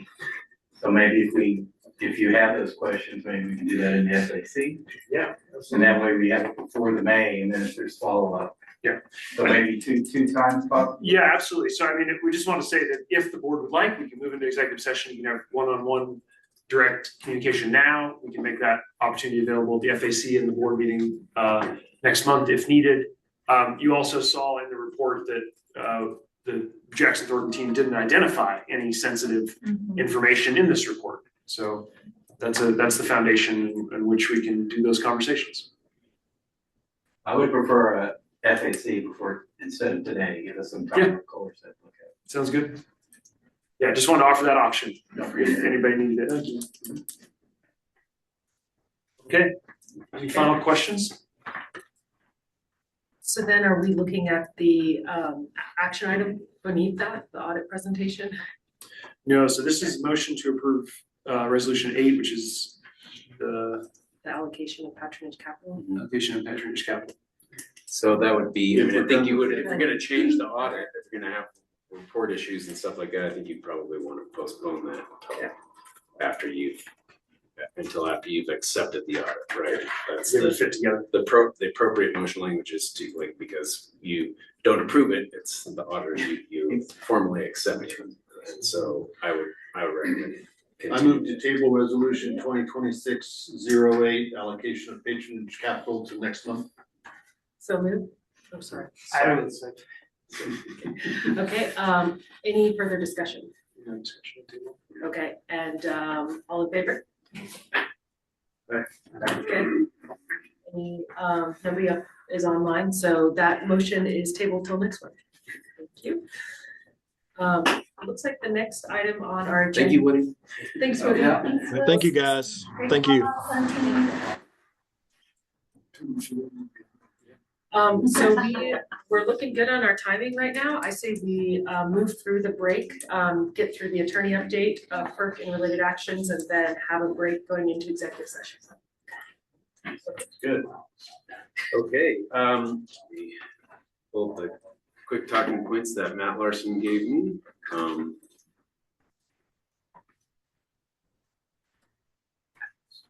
While he's coming up with that, I just wanted to see if there's a communication strategy around, besides just publishing this, if there's a tool or is there any, do we have any place where we're gonna strategize actually communicating out what some of the concerns might have been, or broken out pieces that might be requested, and preemptively heading off anything that might come at us?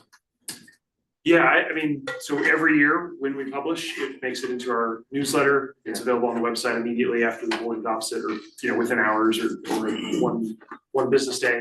I'm happy to take suggestions if there are other things you'd like us to do on that front. I would say I found it somewhat frustrating over the last 18 months in this role that we'd have people asking questions that were specifically published, right? They were already published, and so. We'll continue to spread the word, but would love the board's help doing that.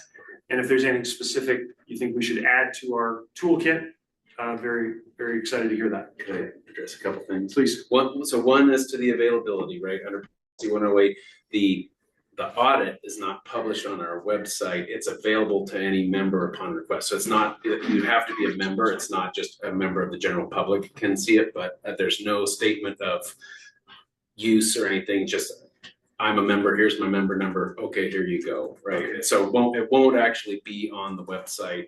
But then also what it also does for in terms of communicating to the members is it's what feeds our annual report, right? So at our annual meeting in May, we'll have our audited financials and so most of this information will be published that way. They're very similar information that goes out in the annual. Yeah, okay. Thanks. Yeah. And just to follow up, the reason why the audited financials are not on the website, it has to be requested by a member, was because there was concerns that you could reverse engineer some of our power purchase agreements.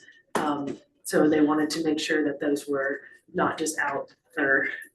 That's part of it. I mean, part of it is that we're a business that's owned by our members, and this is information that's relevant to our members. It's not relevant to someone who lives in Alaska or Beijing or any place like that, right? You know, it's that part of it is to sort of like just note that this is who we are as a company, and to the people to whom it's relevant, we will freely distribute it, and to people whom it's not relevant, it's not available. Great. So now moving on to the attorney update. All right. Thanks. First off, I just want to kind of put this in context about, this is the standing attorney update of FERC and related actions, and we do have a few sort of tail actions that we'll be discussing. One of them is still some issues about Tri-State's transmission revenue requirements that are going before the FERC administrative law judge currently, right? It's basically sort of what is the appropriate rate of capture for them on their OAT and stuff like that. And since we are a transmission customer, we're participating in that. And so that is headed to settlement judge procedures on the 23rd, and keep you apprised of that. But so we do still have some tail matters related to FERC even after our withdrawal. And then obviously one of the primary matters is the 10th Circuit decision, which actually happened right before our last board meeting. So I informed you all about that. I got a little more insight on strategy around that I would save for executive session, but that concludes my FERC and related actions update. And I think kind of buried the lead there that the 10th Circuit ruling was in our favor. Well, I talked about that last month, right? I used the buried lead. You're right. I should celebrate it twice. No, it was a pretty conclusive victory, and I think because of the conclusive nature of it, will sort of feed into my update in executive session. I think Rachel was first. Oh, sorry, I was looking. No worries. Any updates you can share in public about our member case? No movement on the member case. So those tailwinds or whatever you referred to as far as my FERC. Yeah. Is being now an SPP have an effect on that? That's a great question. I can reach out to follow up with that, but I think FERC actually, because it's a tariff, FERC approves it, right? And so it gets, and I think the way it's actually being formatted is it's like SPP is participating in it, right? These FERC regulatory matters aren't like a typical lawsuit of party A is the plaintiff and party B is the defendant. There's a lot of participation by interested parties in there. And so I believe SPP is also participating in that, although I can verify that for you to make sure. But it would make SPP doesn't have rate setting authority, that belongs to FERC, right? And so even SPP itself has to submit its own rate tariff to FERC and get that approved itself. It can't sort of approve its own rate tariff for transmission rates and such. So But yeah, this, when it comes to Tri-State, this is, we had sort of, you know, we've been working with Tri-State on this, trying to find a mutual resolution. The fact that this is in front of a settlement judge, I think for us, you know, I'm hopeful that we can arrive at a settlement, but there's a lot of parties involved. You know, not the least of which is FERC, right? As another interesting element of litigating in front of FERC is that FERC has its own attorneys and sort of has its own, as you recall from the 10th Circuit case, it was actually Tri-State versus FERC. And we just sort of appeared on behalf of and supporting FERC. So that's sort of interesting procedural. Yeah, it's not a sort of normal lawsuit. Thank you. Any other questions for public session? Joe? Referring back to the quarterly contractors report in the appendix. So are our outside legal expenses, are we gonna start to see any decline in that, or is that gonna increase as we're negotiating more power purchase agreements and things? That's a good question, right? I mean, it will sort of, some of it will pivot, right? I would anticipate it declining, frankly, right? You know, I mean, litigation is typically a lot more expensive than contract negotiation and stuff like that. And especially, you know, I mean, to be quite frank, you know, these power purchase agreements are largely industry standard documents. They typically, as you've seen from what we've done in the past, you know, we've used Edison Institute confirm with Mercuria that was largely based off of Edison Institute promulgated template and things of that nature, right? You know, we do some adjustment. There's always sort of individualized contract negotiation, but you know, for the most part, they start off of an industry standard. But the nature of our business, I mean, we're always going to have some outside legal expense.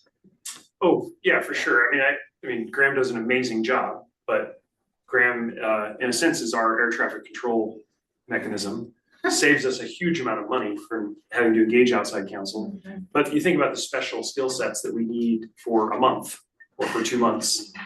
Somebody argue in front of the 10th Circuit, right? That's not somebody we would ever want in-house because hopefully we never need them again. So, you know, that's why this hybrid model that we have, I think, is the most efficient for the membership. And to the heart of your question, I would expect, you know, that we're going to be under budget in 2026. I don't want to count our chickens before they're hatched, but we're on track for that. And you know, the transactions that we have completed were mostly one-time pieces of work. Yeah, I mean, there's nothing on the horizon that remotely is similar to the 5 years of FERC litigation, right? This settlement over you know, cost allocation on the transmission rate tariff, we're going to be sort of ancillary and participating in monitoring. Is not going to be like when Tri-State first went to FERC 6-7 years ago. I don't anticipate that at all. Great, thanks. Okay, any final questions before we wrap up this section? Okay, so that takes us to executive session. So I don't know, Graham, do you want to list all the things, including the two amended items? Somebody can make the motion and I'll sort of slide it in after the motion. I move to go into executive session for attorney update, FERC and related actions, power supply progress, transmission asset discussion, storage strategy. Was there also finance and audit committee executive session update and legal settlement information. Motion, is there a second? Second. Okay, all in favor? Nobody is online and I know any opposition? Okay, so it is 10:30. Let's take a little break and be back here at 10:45 in the executive session. Okay, I'd like to call this meeting back into order, and as is our practice, Dusty Mars is now going to give a recap of what was discussed and for how long in executive session. For item one during executive session, we talked about legal update on FERC case and related actions. For about 6 minutes we spent on this, General Counsel Graham provided minor updates on strategy of pending matters related to FERC and the 10th Circuit Court of Appeals cases. For the next 45 minutes regarding power supply progress, CEO Hansen provided some updates on progress toward a sourcing strategy that includes wind power and other resources that leverage our status as a member of SPP. Specifics cannot be made public because of market demand disclosure limitations and existing non-disclosure agreements. Some director questions related to strategy and possible market constraints on supply, including terms and associated rates, which were answered by CEO Hansen and COO Harm. Answers included information regarding regional developments in the market and forward-looking statements on relative price impacts to confidential contract terms. Portfolio diversity was emphasized and visual representation of our supply forecast for the board was requested. Discussion around hydroelectric resource, including quantification of availability and options for agricultural incentives for enhanced water efficiency were discussed. High-level strategy discussion was held around the relative importance of local generation relative to economy, resiliency, and resource adequacy, including how this relates to various generation types. For the next topic, our transmission asset discussion, we spent about 18 minutes. CEO Hansen updated the board on wildfire liability issues relative to how owning transmission assets can impact LPEA, including confidential information about how other co-ops are dealing with different issues. The board held strategy discussions around what information on this topic can be shared publicly. For our next topic was around storage strategy. We spent 18 minutes. CEO Hansen updated the group on potential sites, including timing, improvement to service reliability, and some specific details around potential sites which cannot be communicated publicly. Board questions and discussions were held on communication with community partners. Discussion was held around proximity, relevancy to BESS systems, to infrastructure, technologies that we would be looking to engage with, and details about how storage can enhance our system. CEO Harms reminded the group on how our supply strategy has to meet resource adequacy requirements and what incentives and tools can be utilized to manage our load profile. For our next section, it was around this legal settlement update. This was added to the agenda during our public session.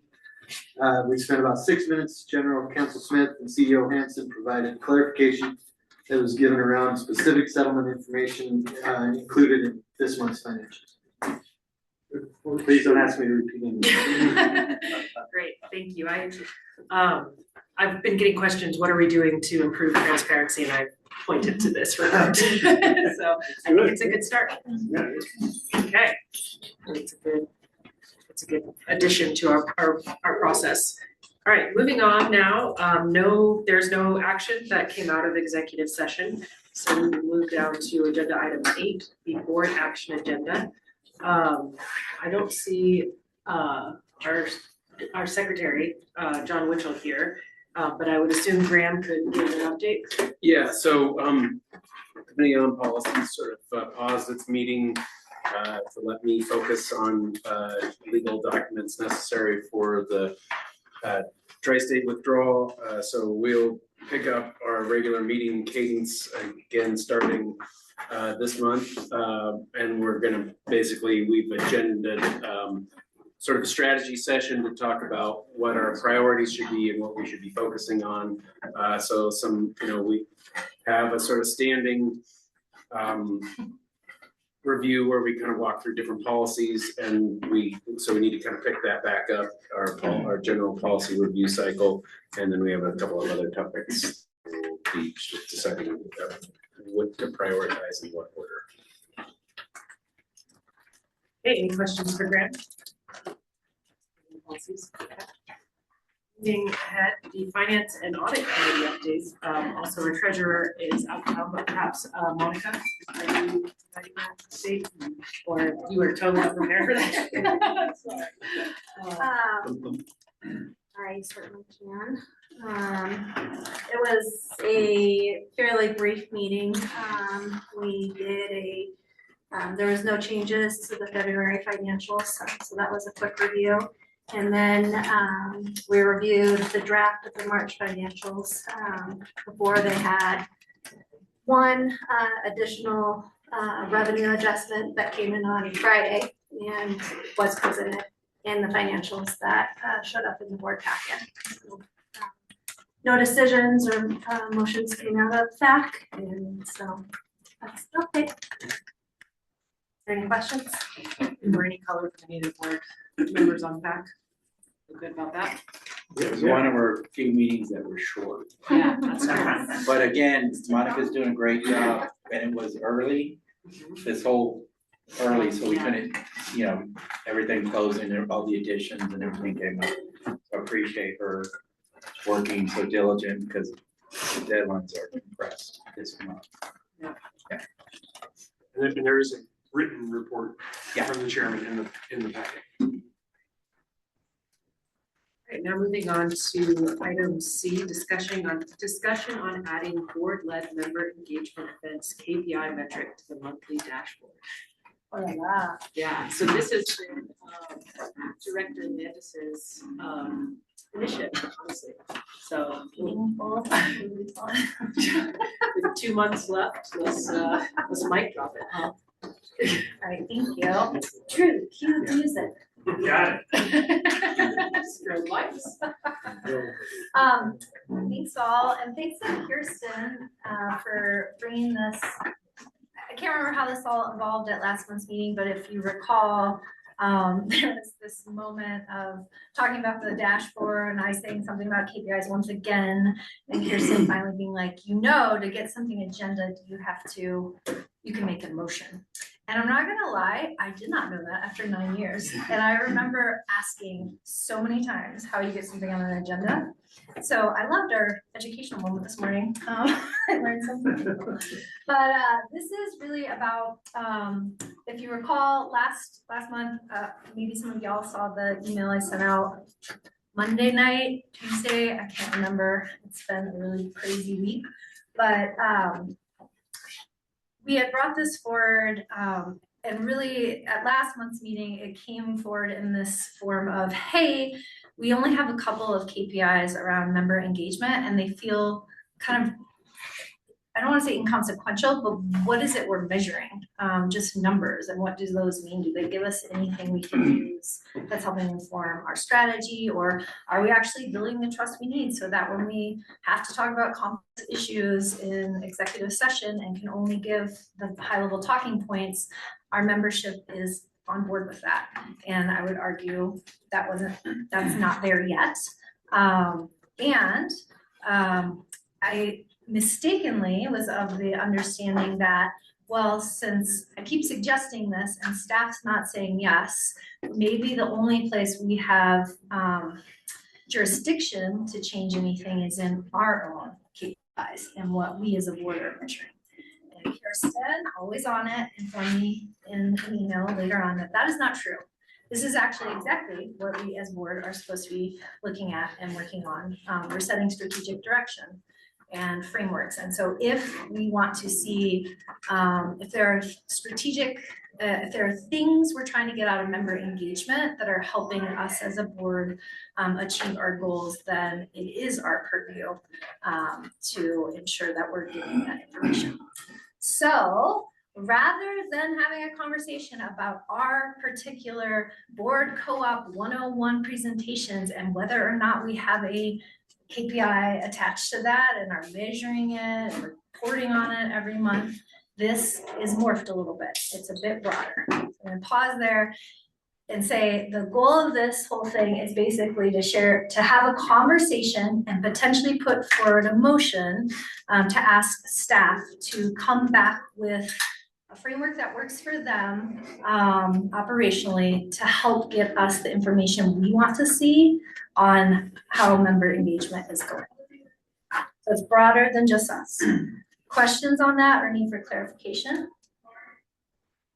So this is from their point of view as well as ours. Ultimately, yeah, it's dialogue. Thank you. Cool. And then I just got back from Alaska and it was amazing. So I thought I'd wow you all with these pictures of that incredible magical place. Okay, next.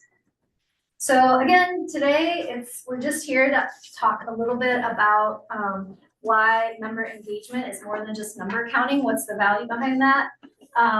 Have a discussion all together about what actually matters to us, what we're trying to learn from this, and then potentially if we get there and agree on this, hand off to staff. Hey, here are some of the things we would like to understand. Can you take this back and on the time frame that works for y'all? Come back, especially when we have a new staff member, come back to us with some proposals of how we might measure that in a way that, again, works operationally. So next step, first slide. Thank you. So just as a reminder, community engagement is not the same as communication. And so this is really about how we work with our members and use them to actively inform and help us with planning, execution, evaluation, etc. The tabletop exercise around wildfire is an amazing example, right? All these stakeholders at the table together coming up with helping to inform how LPEA can best execute and some of the benefits of that, we've talked about all this before, but just as a quick refresh, this is one of the best things you can do to build trust and buy-in from your membership.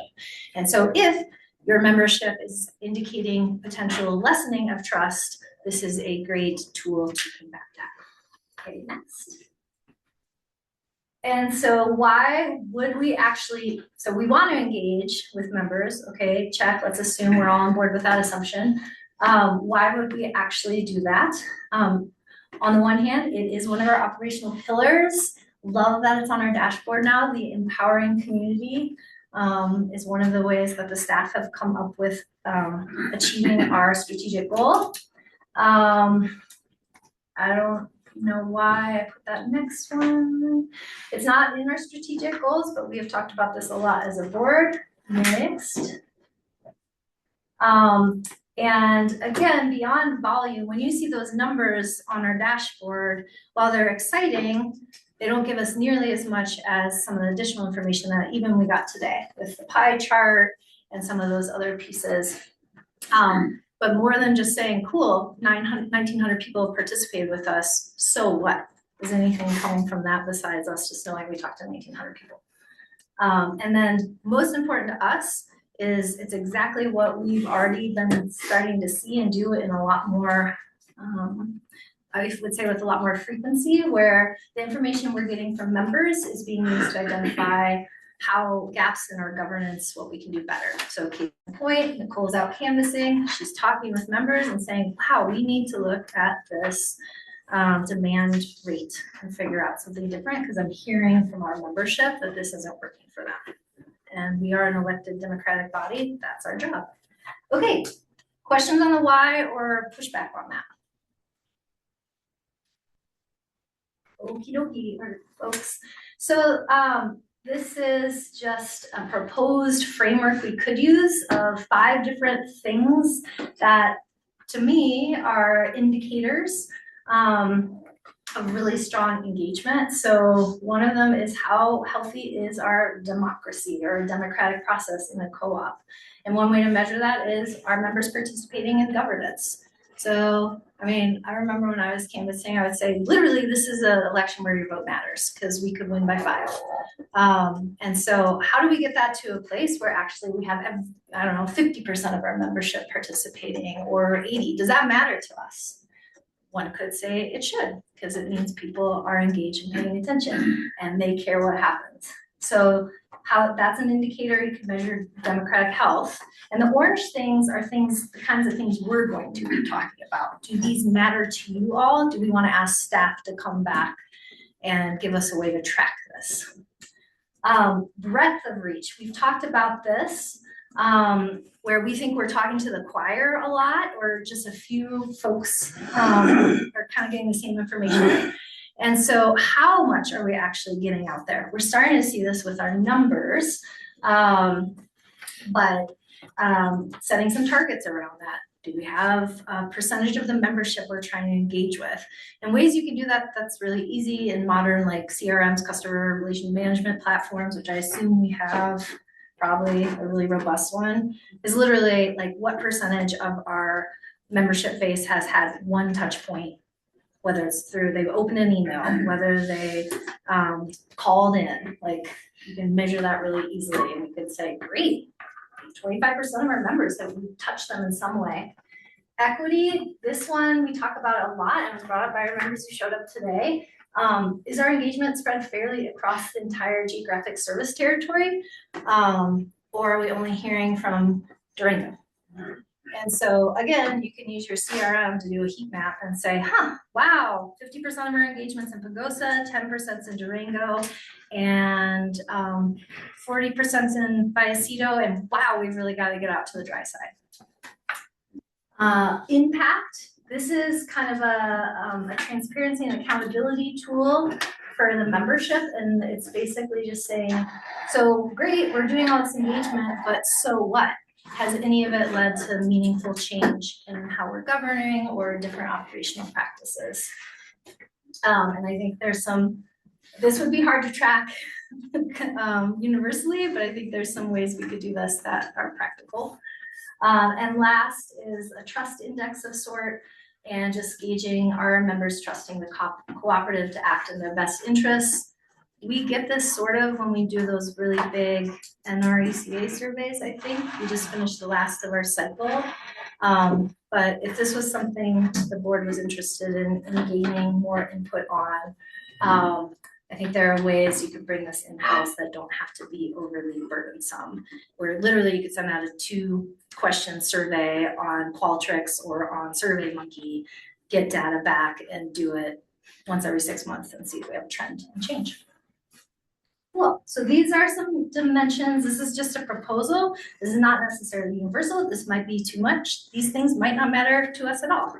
But wanted to give some examples of when you think about engagement beyond the numbers or volume, what are some things we could be using as indicators to help us understand if we're doing a good job at it and if it's worth our while.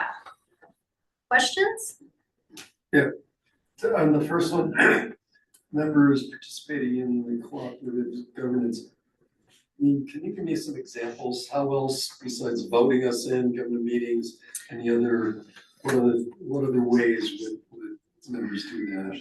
I think those, meetings, writing in, public comment, meeting with you, but I think the easiest metric or way to track that, again, because we don't want this to be burdensome, would literally, you could set a target with, we want X percentage of the membership to vote. That's going to be your easiest to track, most reliable indicator. Does that make sense? So can I comment on that piece? Because reading the document that you sent over, I think it was two nights ago. Yeah, it wasn't very long. I want to bring up the one in the KPI list that you proposed, the one that was most numeric was % of people voting. That one to me seems problematic because, for instance, District 2, we have no election this year. And is the % of votes indicative of the things we're most interested in? Is it, hey, there's controversy this year, there's 3 people running, but there's a whole bunch of factors are not about engagement per se, but are just a reflection of the political environment or whether it's contested or not contested or there are multiple candidates or et cetera. So that one, I'm not sure what to do with that as a KPI. So that, I guess, wanted to hear a little bit more from you how you thought voter turnout would be useful. Well, and I think this is the conversation I'm hoping to have. This is literally just supposed to be a straw model to spark those kinds of comments. And also, I think it's really important. This is just an example. I would never think, it is not our place to be prescriptive in those KPIs. We're supposed to set, like, here's what we're trying to gauge. You all figure out, based on the data you already collect, your staff capacity, considerations like that, like how you would get us there. Does that make sense? And so, again, I think I'm trying to get to a place to see if, like, exactly like you're saying, are we trying to maybe measure controversy? No. And then if so, great, we hand it to you. Maybe you guys come back with some Yeah, I recommendations. don't think we want to measure controversy. I would also. Great question. I think. Does that clarify? Like, I like your point. I'm like, yeah, that's two different things. Not the Yeah, I think, yeah, just wanted to make sure I understood kind of what direction you were going with. So kind of in a way you're hitting it a little bit, but what catches me is how little participation you get from members. Like Monday nights, town hall, what was it, 8 people? Members in there. And we got the biggest asset we've had for a long time, that has opened up and been accessible. How do we get more people, or more members, I should say, interested? What a waste of great asset. Yeah.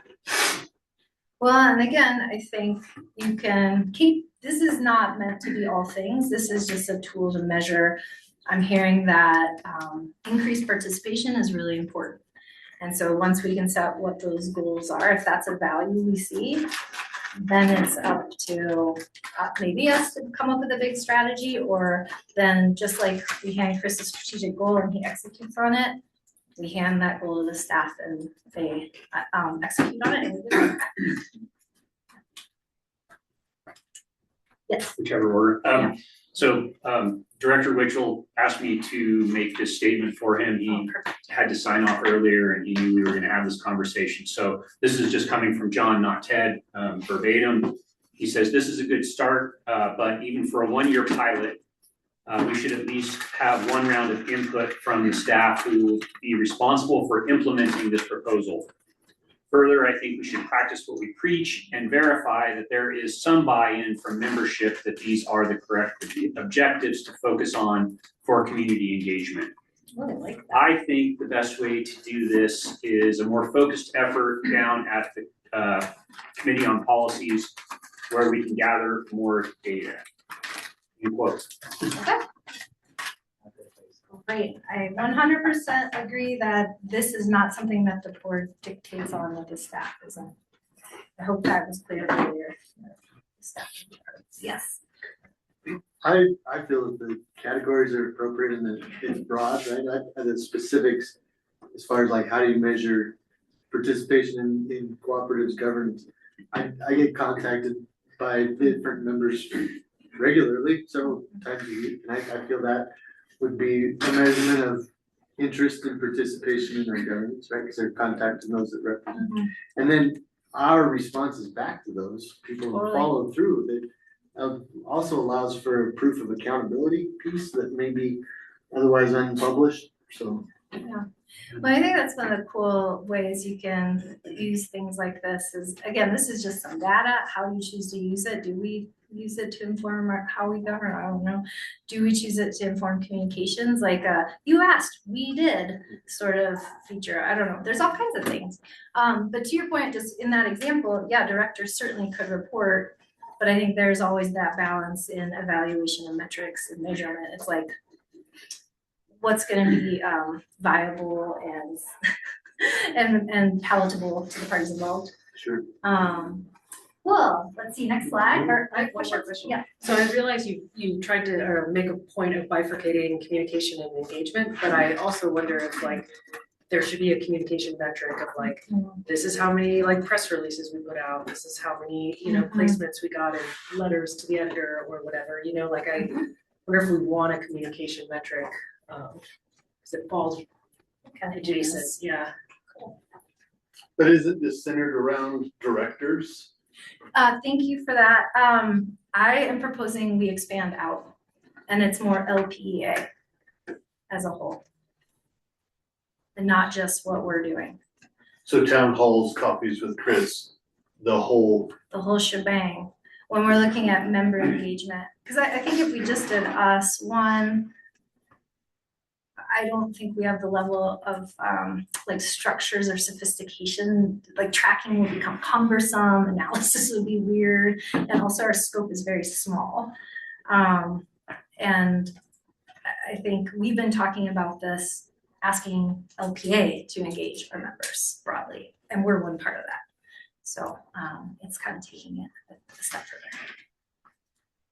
So here, okay, next slide, because I think it asks, what are we missing? Okay, I've got a comment. Kirsten, go forth. Okay, sorry. You might not have seen my hand. Welcome to sweaty Baltimore. So two things. One, Kohler, you talked about we need to get people engaged. Just a reminder that what gets measured gets paid attention to. So that's a good reason for having this kind of a KPI. Two, Chris, you had talked about voting, and is that really a good metric? It may or may not. You have to remember that all our KPIs, we always look at with a grain of salt. We always say, okay, well, this is what was happening this month or this year, or we have to exclude this because if we measure it, we don't. Sorry, I just got interrupted by my driver. I'm done. Oh, she said they went. Okay. Thank you. Let's see. Thank you, Kirsten. This slide is again not meant to be prescriptive. It's just meant to say, again, if we ask this of staff and we're asking them to do it, this falls into operations, and so it's really, I think, in their court to decide how they'd want to do this. But I would just say, pick things where there's existing data, so this isn't an extra load on people. Make the tracking simple. And then this was interesting, but we have those KPI dashboards that show up every month. Are these items, and again, this would be for staff to decide, but are these items things that are reported on monthly, or is it we get a quarterly report and we're tracking progress over time, or maybe it's once annual, right before we revisit the strategic plan.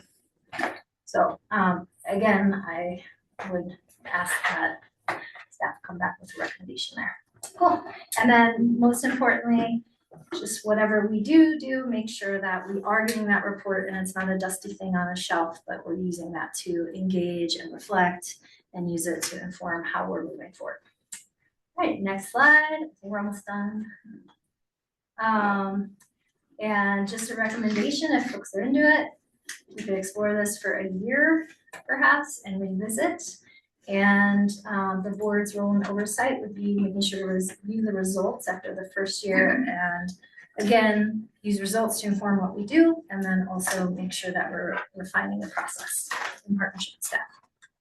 Okay, final slide, hopefully. Discussion. Okay, next slide. Cool. So that was already started on this question. Are these 5 okay? Should we strike any? And then or are there things we're missing? I heard communication perhaps is missing.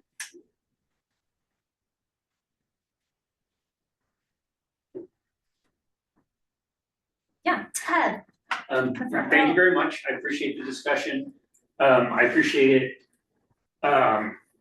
in very much the same way I appreciate the discussion we had earlier about what does local mean? Yeah. We talk about member engagement a lot. We talk about local, maybe less than we talk about member engagement.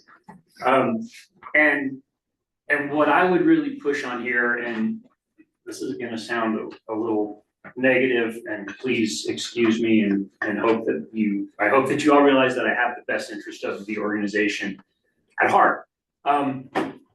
Before I would be motivated to move forward on this, I would really want to see a measurable expected outcome that is beneficial to either our organization or our membership, or the same, if they're the same thing.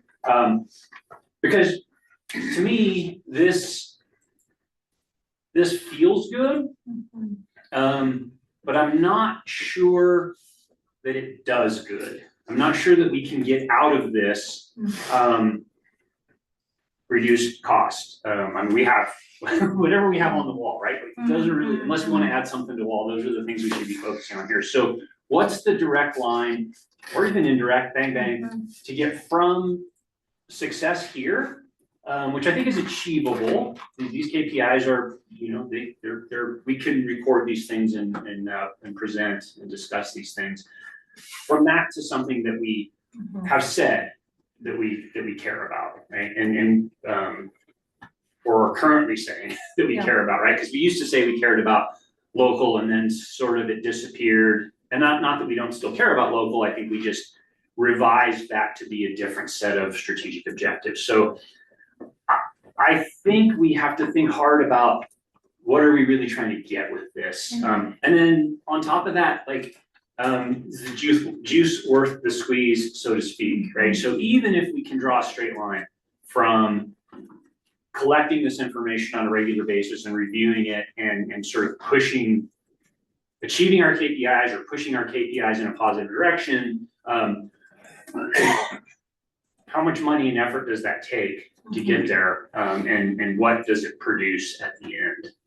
And yeah, I feel better if our members are engaged. I heard it said earlier that it's a bit of a bummer when we get 8 people to show up at a town hall that the membership has been begging for. I gotta say, I'm a pessimist in this respect, that I don't see us doing a lot better than that, even with significant increased effort. And if we can't, then we're wasting that effort. I would also then just add on top of that, I actually think we're crushing it.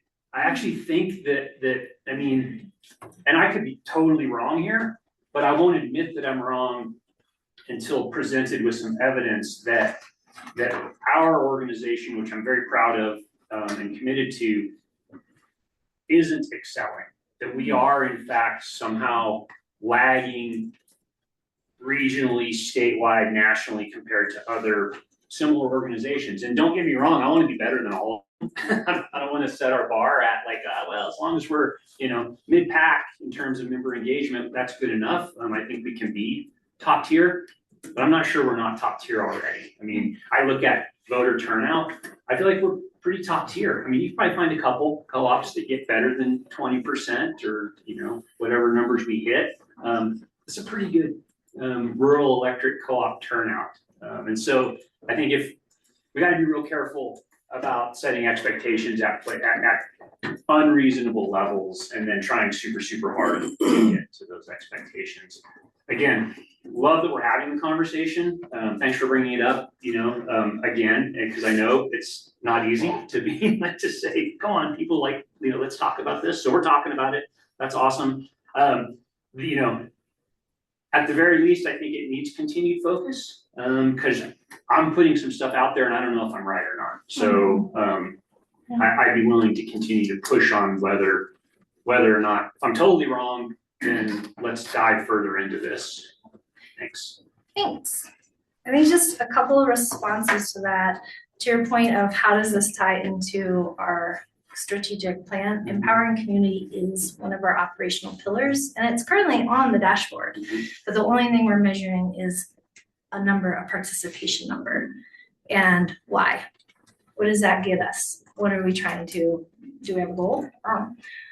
So I think it is baked in. It is one of the 4 things that we look at every month, but we don't have a way, to your point, of knowing if we're doing a good job or not.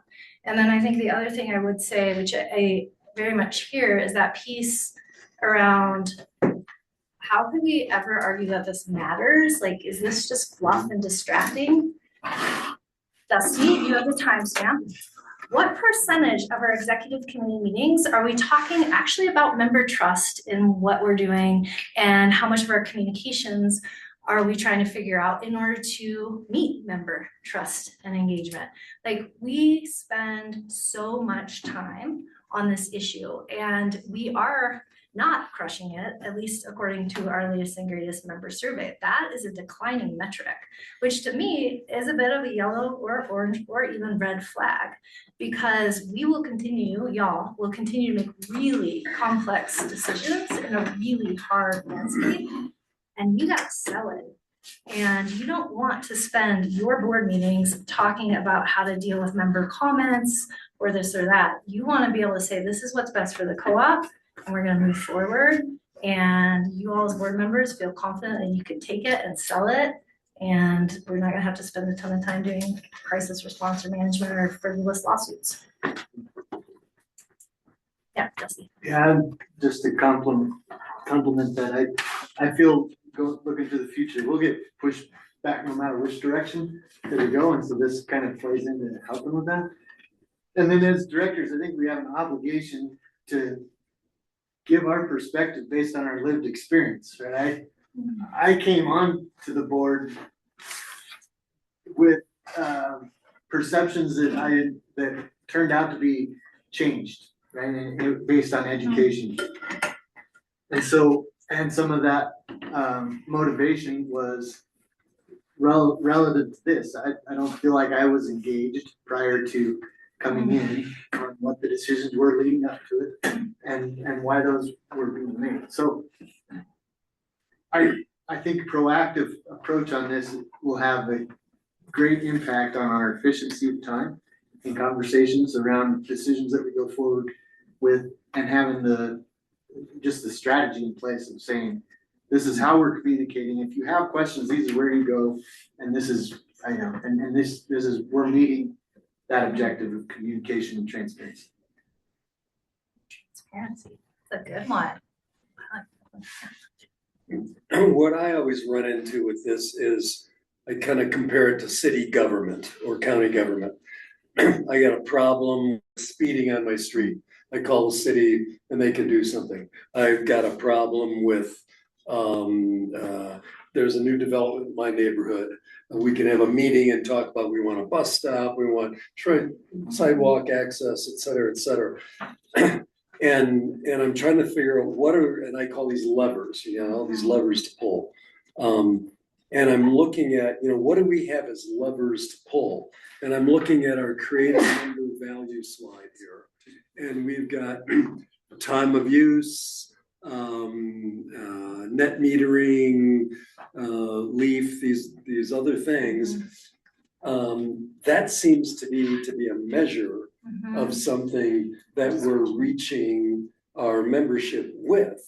And so I think those are real measurable metrics that we can use. Some of, like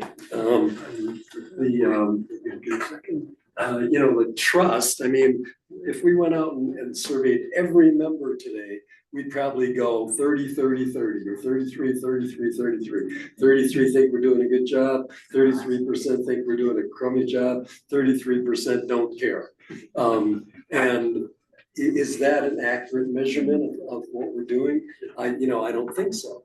And so I guess in all of this, can we identify maybe more levers that are more identifiable that people can say, hey, I can't even give an example of maybe converting people who are on who are still reading their meters to have the automatic reading. Would that be a measurable?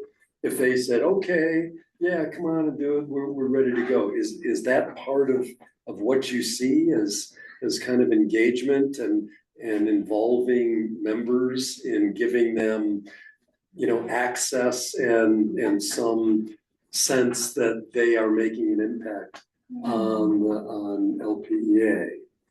I don't know. It's a lot of it's so squishy, and that's what I find difficult about it. Kirsten and then Brad. Kirsten. Yes, thank you so much. Several of us have been saying things like, I think, but I don't know. And certainly numbers are a way of finding that out. We don't know what our baseline is until we find out what our baseline is. Seems to me that the bottom line in here is that we know that as directors, we have this community outreach thing. And what I'm certainly saying is, I don't have the information I know I need in order to make a decision. Are we in the right place and are we headed in the right direction? So I believe what we're asking is, let's come up with the right metrics so that we can tell whether we are in the right place and headed in the right direction. I believe in your memo, Rachel, you suggested that we give the staff some time to kick this around, perhaps kick this around with directors and come back with something in June. And if that is something that is realistic, knowing that we've got a lot of stuff going on, but also knowing that this is also as equally important, then I would make a motion to that. But I want to hear first from Chris if June is a good time for at least initial feedback on this is what we think will help you as directors be able to make your decisions. So Chris, what do you think about June for some feedback from staff on this? Yeah, I appreciate the question. I think it may be a little quick, given that we're onboarding the new head of this function. So I'd like to ask for a little bit more time. I mean, I think, I presented to the board community engagement plan for 2026. The board approved that plan. We're tracking the metrics associated with that plan in the dashboard. If there are other board wants to bring to bear or a blind spot, always open to that. And I think what I'd like to do is take this discussion, the information that Rachel has drafted, be able to sit down with the new hire and be able to come back to the board. But I think June might be a little bit too quick. And, we're going to be coming back to the board in the budget process in September with here's the resources we need to accomplish the operational plans. And it may be appropriate to fold that into that process. So I would throw that out as an option for the board to consider. I'm making some faces here. I'm trying to go from June to September. I'm so that you can kind of figure out what you're going to need in September. Would having something back to us by July so we can kick it back and say, no, that's not what we were thinking about. We were thinking about X. So then that's going to help you budget maybe more correctly come September. So can we see something in July? And I'm so thrilled that we've got the new public person coming in. I think that's really great.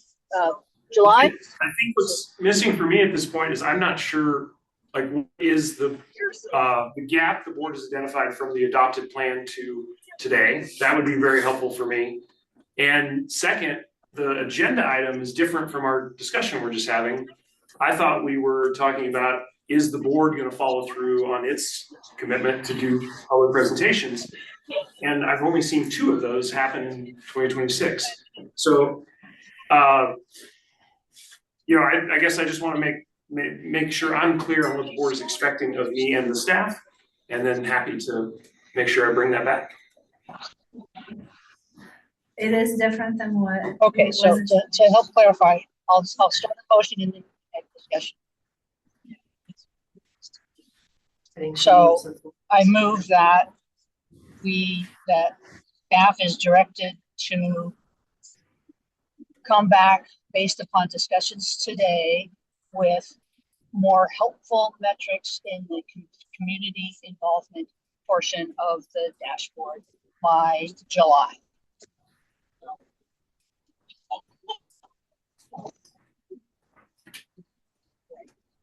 I'll second and amend.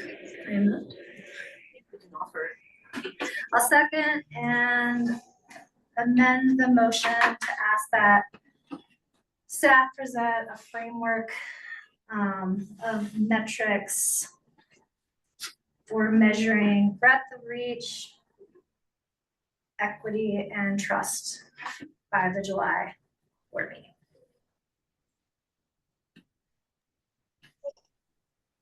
I need to understand the amendment or hear it again, please. Yeah, I'll amend the motion to ask staff to bring back a proposed framework for how they would measure breadth of reach, equity, and trust by the July meeting. I'm good with that amendment. I guess we have to vote on the amendment and then on the motion, right? Okay, so it sounds like she accepted the friendly amendment, and so you seconded, so now there can be discussion. Yeah. So my discussion, I would say, okay, I heard Chris say, why don't you do the comms plan and then tell me exactly what is not part of it? And that's what you feel like you identified with those 3 items? This is not saying do something different. This is saying measure it in a different way. Or report back, if that makes sense. This isn't a plan or a change in activities, because I think I did give a bunch of feedback on that. And this is just saying, cool, you're doing all this amazing stuff from the sign-ins in that event. How many discrete attendees do we have, or is it always the same 50 people and it just totals up to 1,500? And where are they from across our service territory? And then, yeah, I think on the trust one, that could be different. But it could just be the number of times we respond to a comment. Sorry, I've sort of taken over, but I think you're, do you want me to, what's your preference? Do you want me to run it or do you want to? Go forth. I just want to make sure, before we get to you, John Lee, Brad did have is your question still germane now we're that we're in the motion thing? I guess I don't know if it's a question so much as a comment. I am a little bit concerned that we're right now in a really, really important transition time. And the bandwidth of the staff seems to me like we should be focused on how we get our members the lowest cost of power. I think that'll bring a lot to member trust in what's happened. I just worry about the bandwidth and what our goal right now is. We're already in the middle of April. I don't know where the first part of the year went, but I am worried that the next part of the year, the whole rest of the year, and maybe even a full year, is gonna be laser focused on what our goal is right now, and that's the transition. I really do like the member outreach. I really like some of your ideas. I just worry that maybe we're getting too broad in what our KPI should be versus what our KPI is now and how it relates to our members receiving the best, most reliable and least cost of power. And I think that that's going to bring us a better response from our members. Johnny, did you start? Yeah, I'd move to table this to time in the future next year and have it be focused with a goal, the new hire of that directorate in place, and integrate the directors and the staff's communication goals to it. I'll second that. Already motion. Well, but this is a table motion, Yeah. so that's a subsidiary motion. Is it possible to amend a motion to table? No. Your motion was for next year, to wait till next year? Yeah. At some point? Yeah, I don't know if Chris or the board feels that next year starts in January, or it's not a year from now, that to be tabled to some period of time down the road after the new hire comes in. And I'd just like to, as a discussion point, I was gonna also offer a motion to table, but I would like to actually maybe go back and work together with you with the feedback we got and see if there's any way by next month, because this is your project and I think it could be part of your legacy of what you've contributed to the board here. So we could work together and see if there's any chance we could come up with, I think something more refined to hand to staff. I don't think we're supposed to have a discussion. And yeah. So, but I would say this sort of as a point of order for John, right, is you said next year, right? And so when we actually record this in the minutes, right, it would be, so table would technically be sort of pick up later in this meeting, right? But continue to a time definitely would be to continue to May, June, July, August meeting or whatever, and next year seems to continue to an indefinite time. Is that what your motion is? Yeah. Is the condition, Sure. continue indefinitely? Sure. Okay, it's just so we gotta record it correctly. Second. Okay. So now just call for a vote. Yes. Okay, all in favor of motioning indefinitely? 2, 3, 4, 5, 6. Opposed? 1, Aye. 2, 3, 4. So So that passes 6-4. Thank you. Thanks, Rob. Thank you. Okay, we've got 15 minutes left and we are now on to agenda item 9 with the attorney report. Go ahead, Graham. just refer everyone to my written report. Anybody has any questions? Okay. Pretty brief report this month.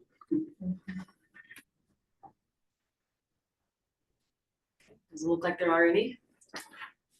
Moving on to director reports, roundup.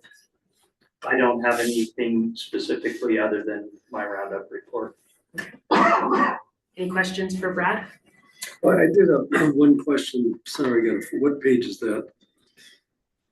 On, does anyone know? It's like 30, I got it as 33 and 34. Okay. There's just, this is real quick. Yeah, 33.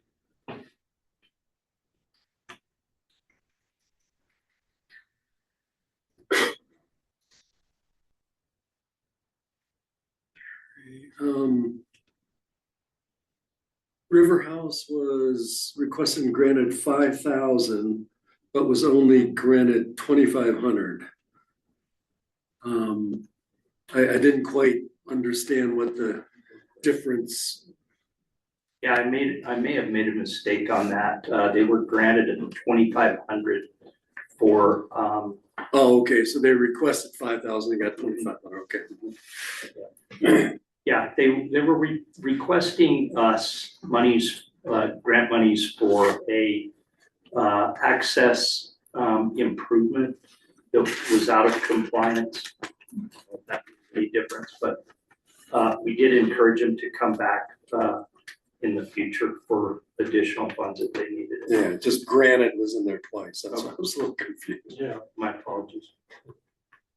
Okay, any other questions for Brad? Moving on to CREA, Kirsten. Yeah, thank you. Just want to refer people to my report and encourage folks who have not already become members of the CARE PAC to consider it. CARE has really turned around and has figured out how to really impact our dollars for lobbying and working with our state legislatures as we try to advance everything from wildfire liability to SPP and other regional transmission authorities. So encourage you to do that. Are there any questions from my report? Other than Joe? Okay, go ahead. And Kirsten, I don't know if you're up to date on this, but the meter collars and plug-in, this is on state ledge stuff. Do we know what happened at the committee hearing for the meter collars and plug-in solar? I don't on the last hearing, but I bet Chris might. Chris? It's moved forward. Yeah, that bill is likely to come along. Okay, no amendments that CRA was pushing for got adopted? Okay. Oh, no, they did. Sorry. Okay. Yeah, CRA. It was amended. Were adopted, it was amended, and is likely to end up on the governor's desk in the next week. So now we're more support. Yes. Okay, awesome. And what will that do? For us, there's no practical impact. And then the other was just about the PUC sunset bill and the part about that with the IOUs and the markets plus. Any updates on that? What's happening? Yeah, developing story there. I used to joke at the Capitol that you've heard the phrase drive for show, putt for dough. Oh, haven't. We're putting for dough now at the Capitol. This is when things really happen. And we are working hard to get that amendment adopted before the end of the session. How's it looking? I like better than a coin flip. Yeah, I'd take those odds at this stage, so yeah. Great, thank you. I did have And a question. Joe, I have, sorry. Go ahead. Go ahead. Joe, I do want to acknowledge your question about how much the written directory costs, and I will take that back because it is an expensive piece of book. Thank you. Yeah, Kirsten, Next. my question was, as it relates to CREA's report of the new Colorado bills, making it almost impossible to meet the Colorado greenhouse gas standards and requirements. That seemed a little bit ominous, I guess, almost counterintuitive, or counter. Has anything changed on that? It has, yeah. If you're referring to the Clean Energy Planning Bill, so we are not included in that legislation. It applies to IOUs and to tri-state only. That's the current version of the bill. It has significant headwinds, but we are not currently included in that legislation. Because CREA made it sound like it did affect all the co-ops. The first version of the bill did. That, yeah. So it has not even been introduced yet. To be clear, this often happens. These things go through a lot of sausage making, and the current version of the bill we expect to be introduced next week does not include us. Okay. Thanks for your report, Kirsten. Yes, sir. Thank you for the questions. Any other questions for Kirsten?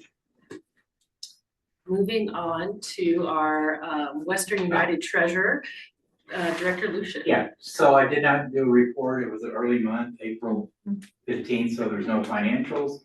But I will be flying out Tuesday for a Wednesday committee meeting where we will do our budget for the year for Western United Electric, and then we'll have our regular meeting the next day, which is more of a financial budget meeting. So I'll come back with a big report, but this was short, so I haven't anything to report other than I will be going to Denver. I had a question. I Yes. remember last year around this time when we were seeing Western United reports, there was incredibly bullish sales figures. It was Yes. things like up 200%. Is that still the trajectory? No. So as I reported, and I think it was, we had a bullish year last year, 300 million. Our sales were projected this year to be 280, 275, if we're lucky. And a lot of that impact was the uncertainty of the tariffs. Yeah. So what happened is a lot of the building was stopped, materials have gone up. And so this was actually what Western United Electric did is they went and talked to a lot of their co-op members. What do you see in the queue as far as projects? So a lot of the housing, apartment, and small commercial projects, which is a lot of the co-ops, were down because of just the uncertainty of the market itself and the high interest rates. So that hasn't resolved. So I'll have a better feel for what we're doing for next year's budget. But last year, 300 million was a high watermark. And the only way we get back to that quicker would be if we expand our territory, which we're trying to do into Kansas. So Kansas is our next area that we're trying to expand into. But, again, it's like all of the industry is kind of flat across the board in the United States. It really is showing on the co-op level because, if the area is not building, they're not ordering the transformers, the wires, and that sort of thing. Yeah. And can you just remind us, what is the retirement cycle of Patronage Capital? 6 years. 6 years. We have a lot of cash. We have a lot of cash. We can accelerate that. Industry is 15, 20 for a regular electric co-op. And with all that cash, they've been cooking with gas. Yeah. Cooking with electricity as far as induction. Cooking with induction to get it out there. It doesn't come off the tongue. I know, Conduction. Well, I used to work, they had a gas component too, so that's all that.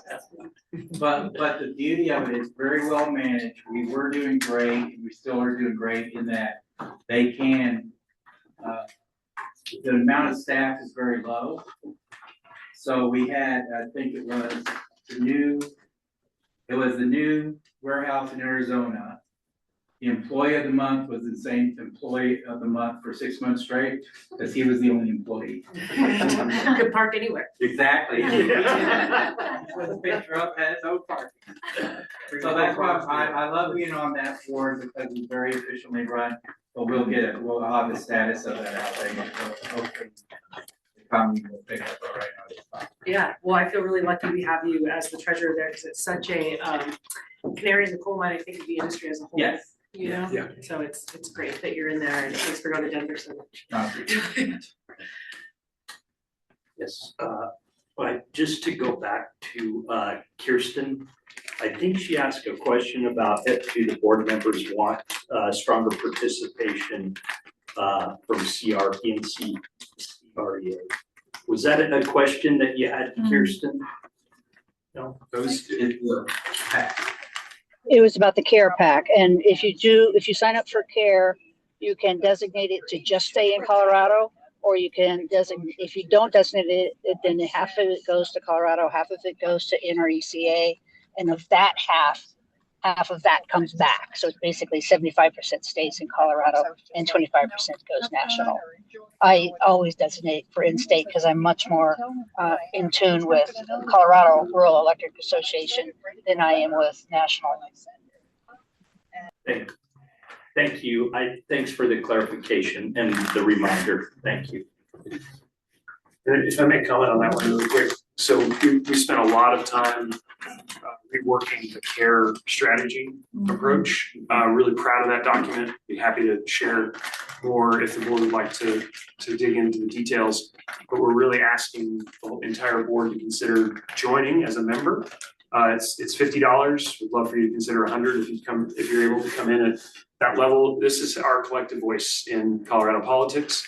And I've also made the request of the leadership team on the management side.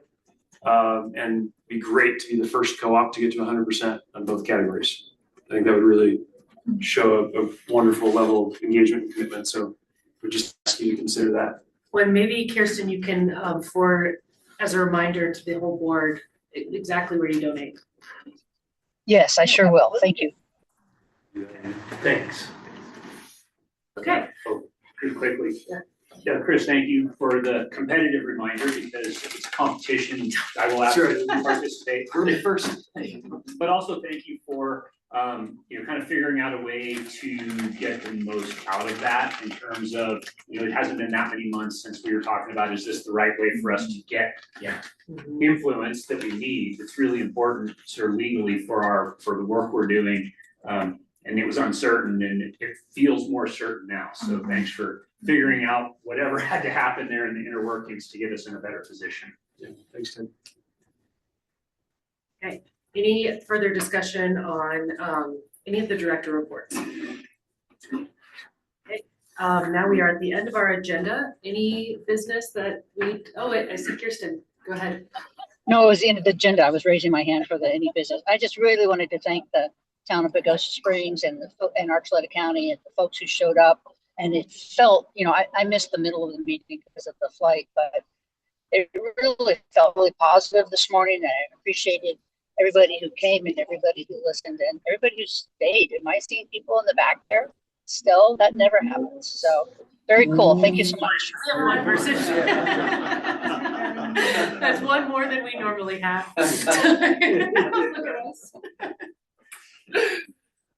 Okay, it's not front row of the Broncos game, that's for sure. So one quick question on that. So next month, we'll have a half day at the board meeting and lunch with the members? Yes. Correct. Okay. Yep, right. Yeah, we'll make sure to have an agenda that has a hard stop at noon. And there'll be an email coming out on voting online and like last year, That opens on Monday, yeah. It opens on Monday. Okay. Do you comment, Kirsten? Nope. All right. Any further business? All right, I will accept a motion to adjourn. So moved. Okay. Second. So moved and seconded. Thank you guys for being here. Decided yelling.